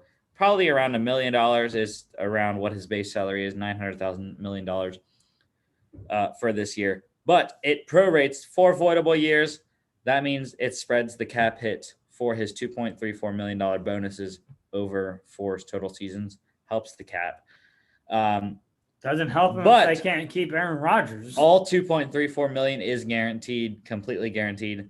That created $1.88 million-ish in change.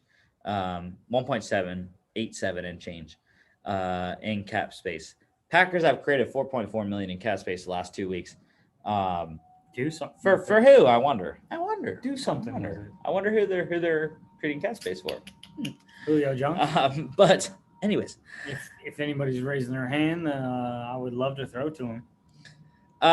So like I said, another restructure here. The Bills, they converted $11,718,222 of wide receiver Stephon Diggs' base salary into a signing bonus. Love this move. Saves $7,812,222 in cap space.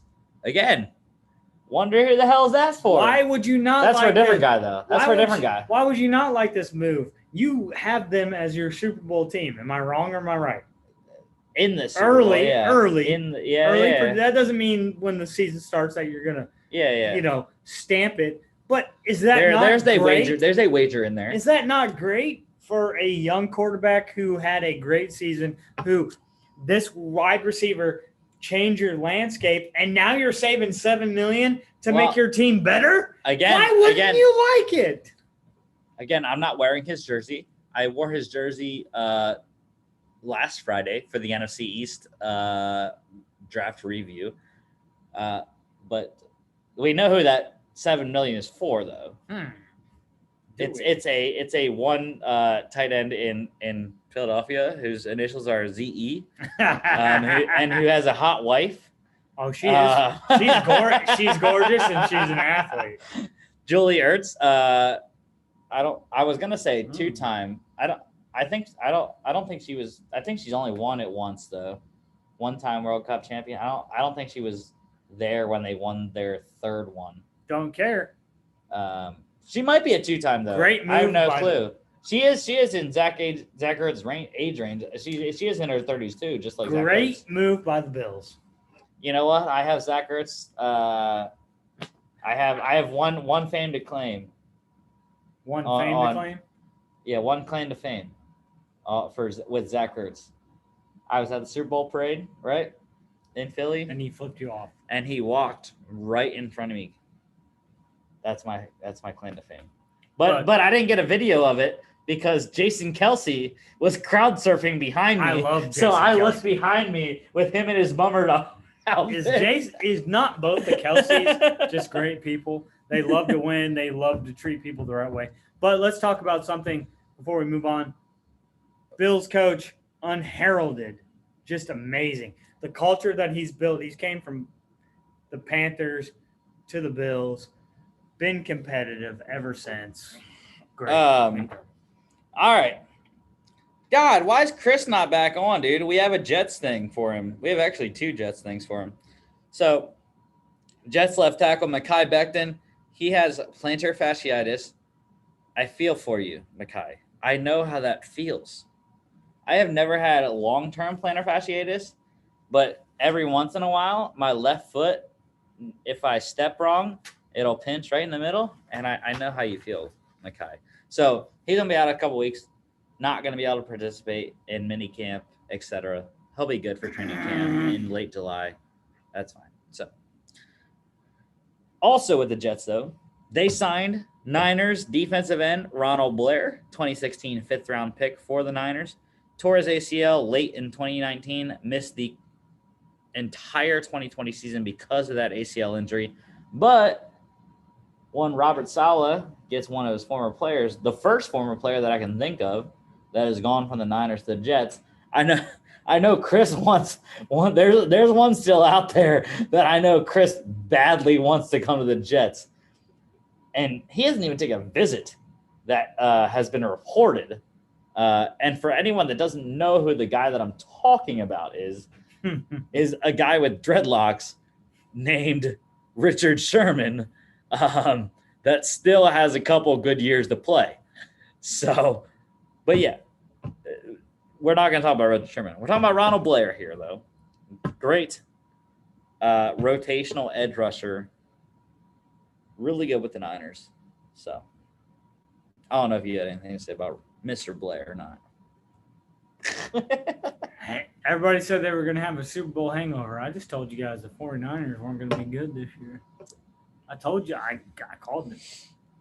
All right, more signings here. Another what the hell Texans signing. Rex Burkhead. The Texans signed GM. Rex Burkhead, 1 year, $1.5 million. Their GM. The rest of their backfield right now: David Johnson, Mark Ingram, Phillip Lindsay, Dontrell Hilliard. Are you going to put him in the slot and never use him as Rex a running Burkhead. back? What is?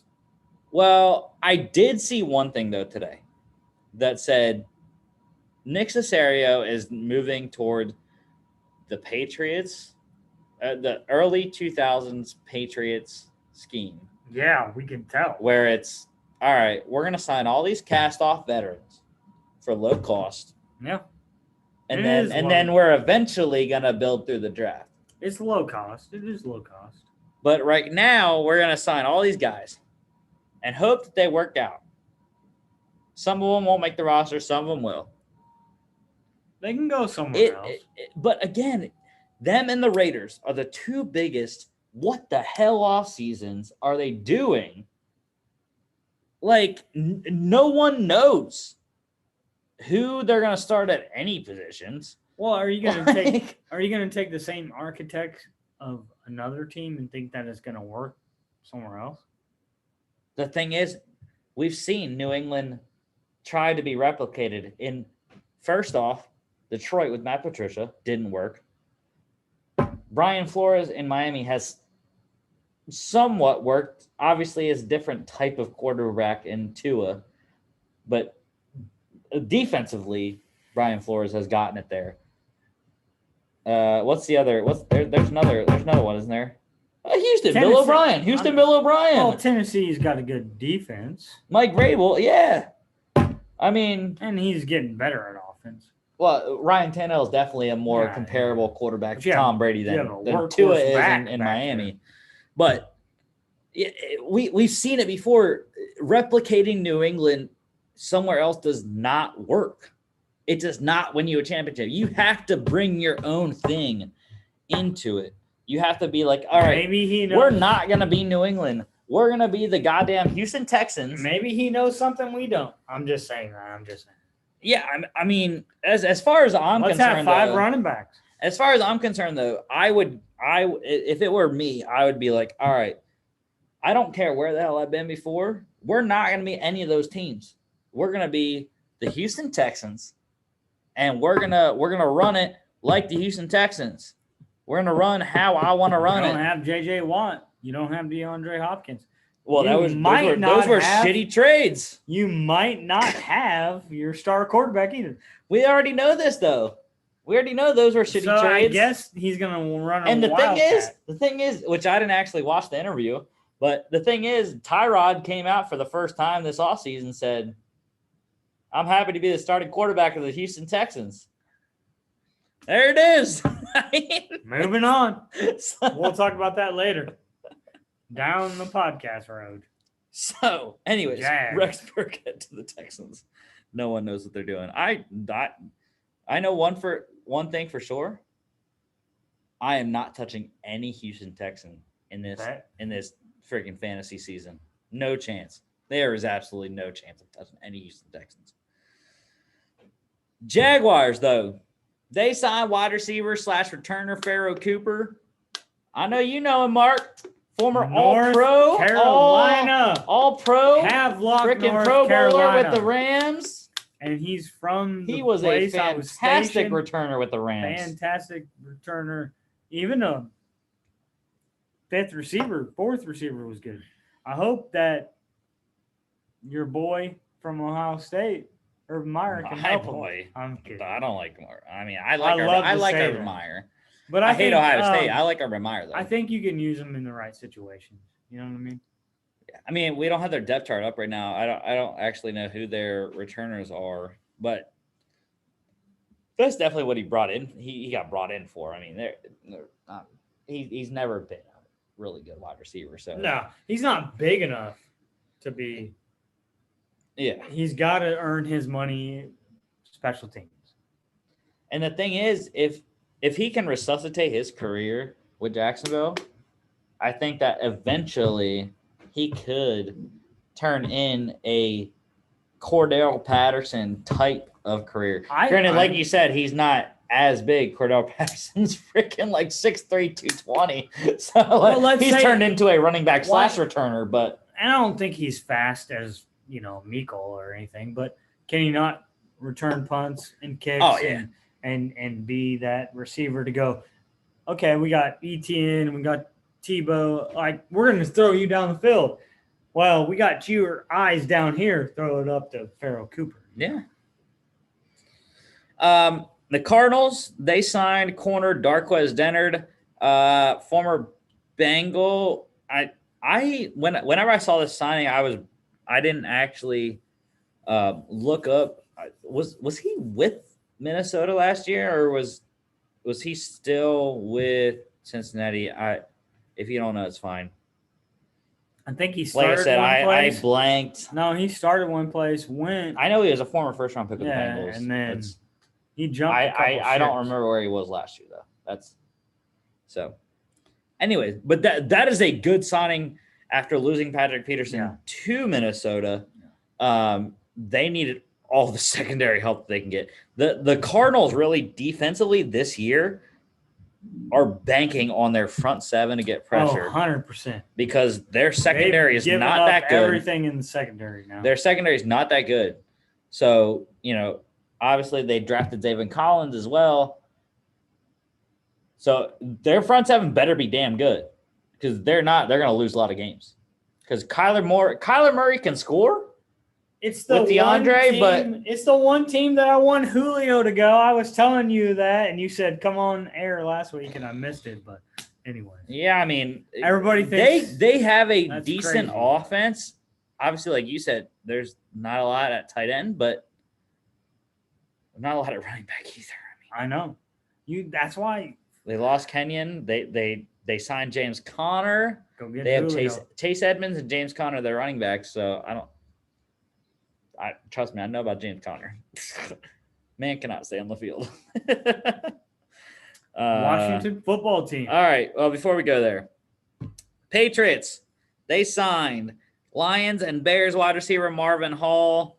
Not going to spend too much time about Marvin Hall. Was a pretty good fourth wide receiver for the Lions last year. I do say that. But yeah, another guy. Surprised the Texans didn't sign him. They're signing everyone. So, but it's the Patriots. Why not? So they have to. This terrible. I mean, it's the Patriots. So they need all the help they can get. They need all the help they can get at wide receiver. You gotta have someone to throw it to you, though.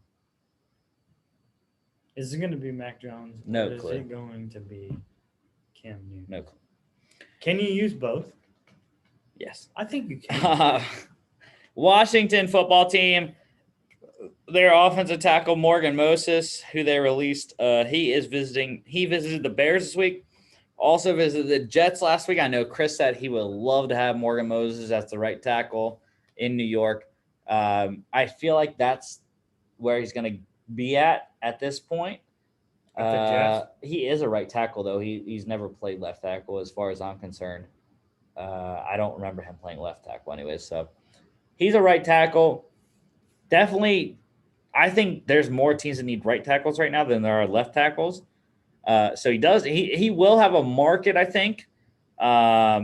Bears are one of those teams that need offensive line help. They need all the offensive line help they can get after they released Charles Leno at left tackle, which I still don't understand. But wouldn't be surprised if the Bears signed him. Wouldn't be surprised if the Jets signed him. Wouldn't be surprised if someone else signed him. I know my team does not need a right tackle. The Eagles have Lane Johnson. Fantastic. Great job. Also Taylor Moton in Carolina. Steelers are Chuck Okorafor is at right tackle right now. Zach Banner. So I don't know. That's a little bit of iffy situation, but we'll see. Speaking of the Steelers, Malik Hooker, former Colts first-round pick at safety, he visited the Steelers this week. Steelers do need safeties. I agree with that. It wouldn't be bad to take a flyer on Malik Hooker. Terrell Edmonds hasn't really worked out as a former first-round pick, so I wouldn't be surprised if they're trying to find someone else to help out Minka in the back end there. So, which I still love. I love Minka, dude. Oh my God, that was literally out of my 3 teams. That was probably the best trade that my 3 teams have had in my time as watching professional football. Minka Fitzpatrick was very well worth that first round pick that they traded in Miami. I mean, played exceptional. It did. He lit up the defense from the first game that he came in. I agree. So I mean, it's instant impact. You can't ask much more from a trade guy. All right, guy that was out of football in 2020, free agent tight end Delanie Walker, visiting his old team that drafted him, the San Francisco 49ers. Shanahan loves way back when. In the early 2010s. Shannon loves repeat tight ends. I mean, they have kind of struggled behind Kittle. I mean, that would be just crazy though. Kittle and Delanie Walker as a 2 tight end. I think it would be great. I think. Well, look at the division they're in: Seahawks, Arizona, Seattle. That's the thing, though. I just said that's the thing, though. LA Rams. I mean, that's a tough division. Well, that's the thing, though. Tough all division. 3 of those teams, LA kind of, but Seattle and Arizona, though, they have 2 quality linebackers in order to cover both 2 tight ends.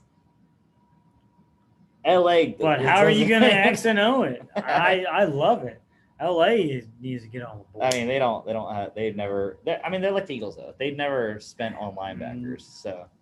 We'll come at Troy you. Reader. Troy Reader. We'll come at you on the sides and the D line. I mean, that's what. Well, yeah, that's what they try outside to get with but they've never Donald. like James Laurinaitis back in St. Louis was dude. their best, inside linebacker. Laurinaitis I was love a beast. Laurinaitis. I know.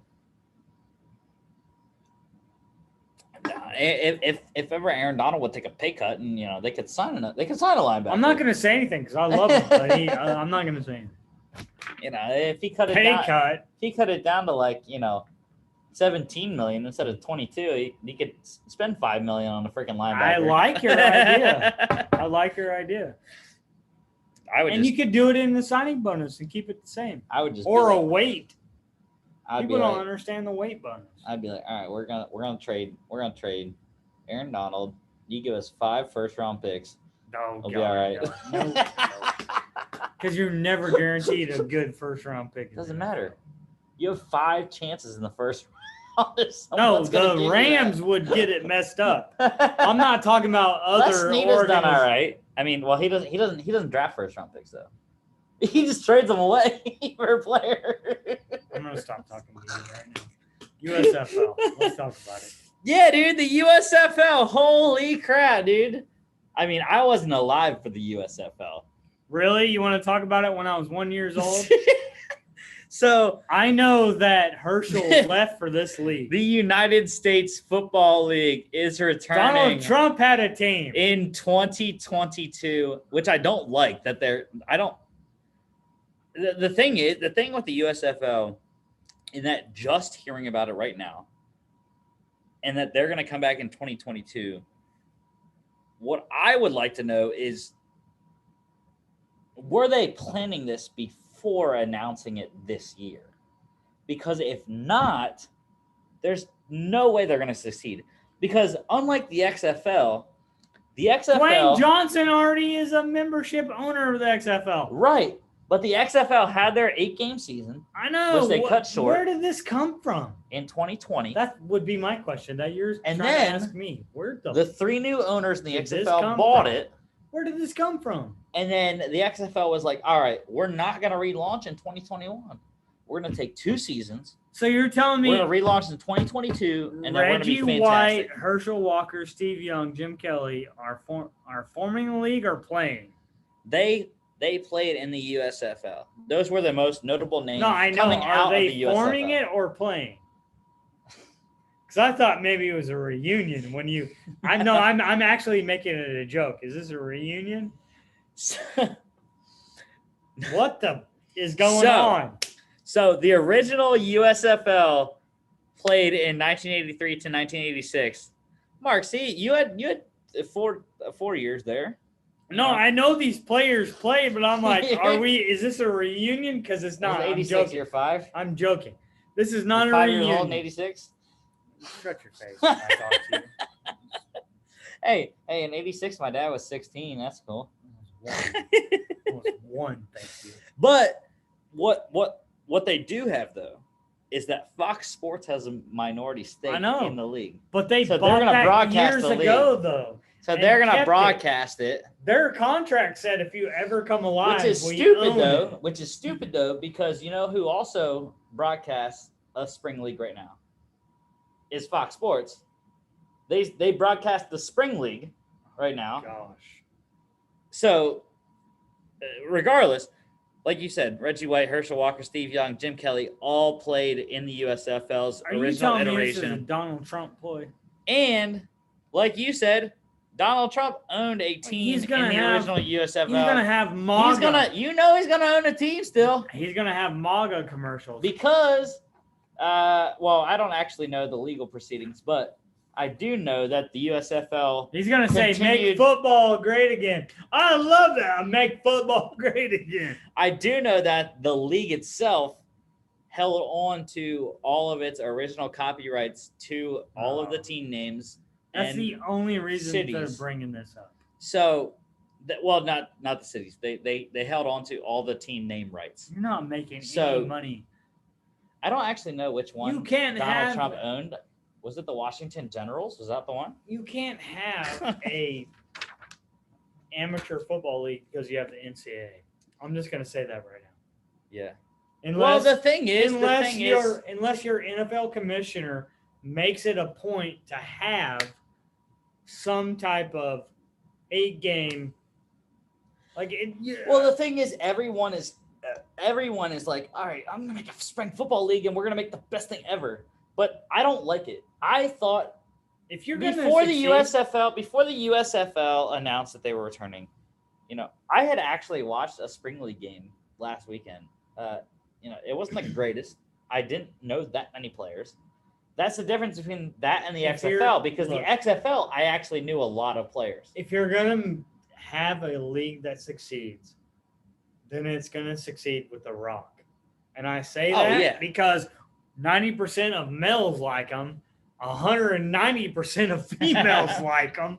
Like, I'm giving you a compliment, The Rock, for one. But his dedication, his marketing, his brand. He played football. He knows people. He's got money.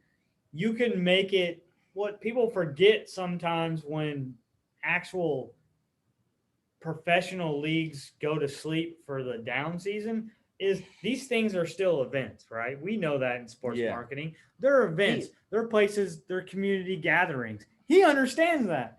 You don't need to have, J.J. Watt at every XFL game. But we're going to make it a community event where The Rock, markets his tequila and it's all about food. And he might have what do you call it? CrossFit games outside the stadium. We're doing pull-ups, and then you go into the same. It's a family entire event. Yeah, that's the thing. The Rock, Dwayne Johnson, is such a good businessman. You won't let it fail. So, well, him along with his two partners, which one of them, I don't remember either of their names. I know one, she was a CEO.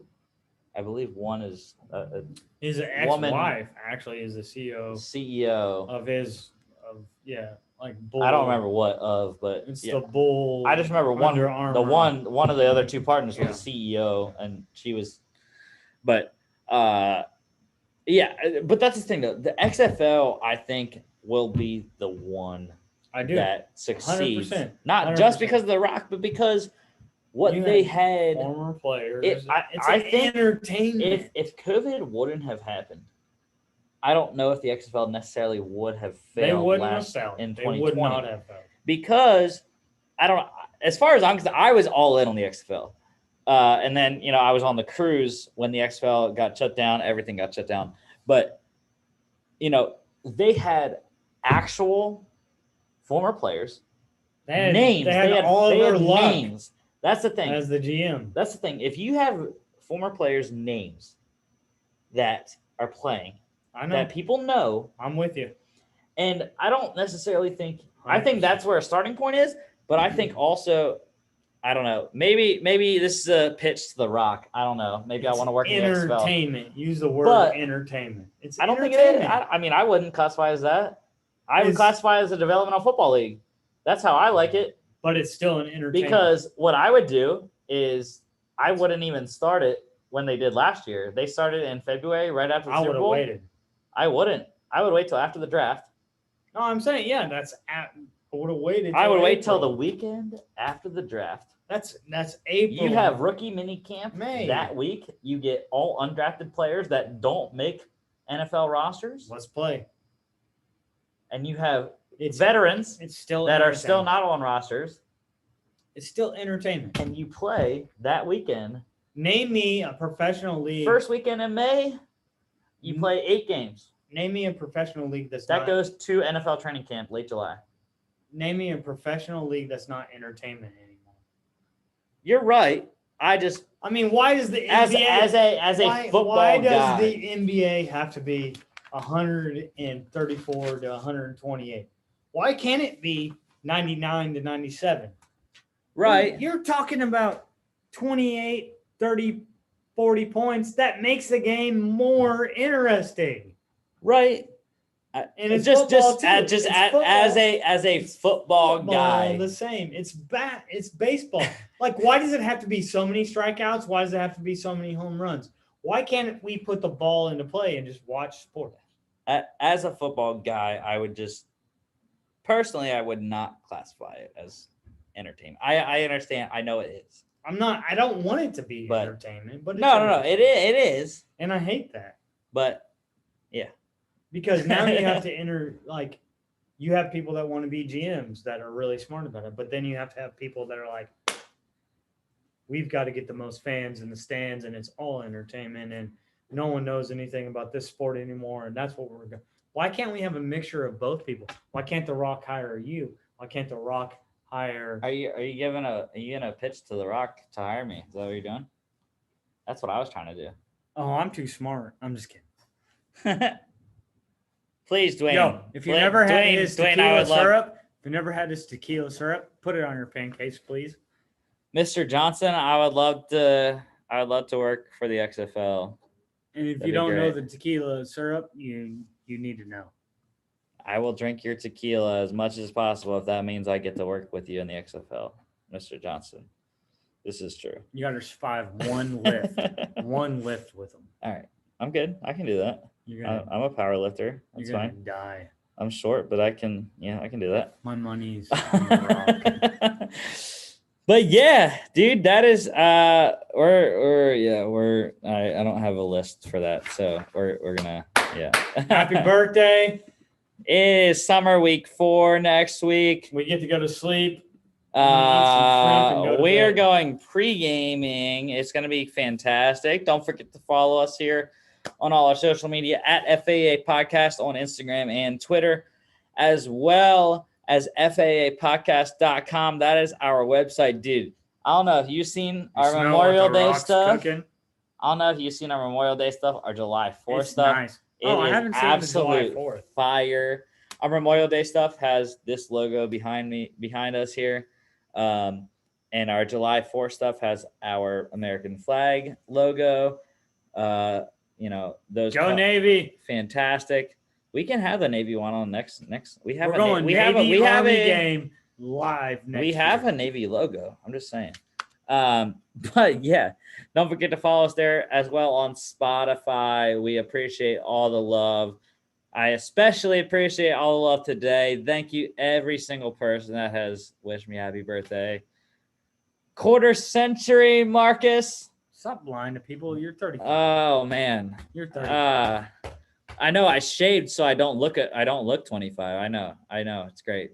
15. I still try to, fit 15. in with everyone. So 15.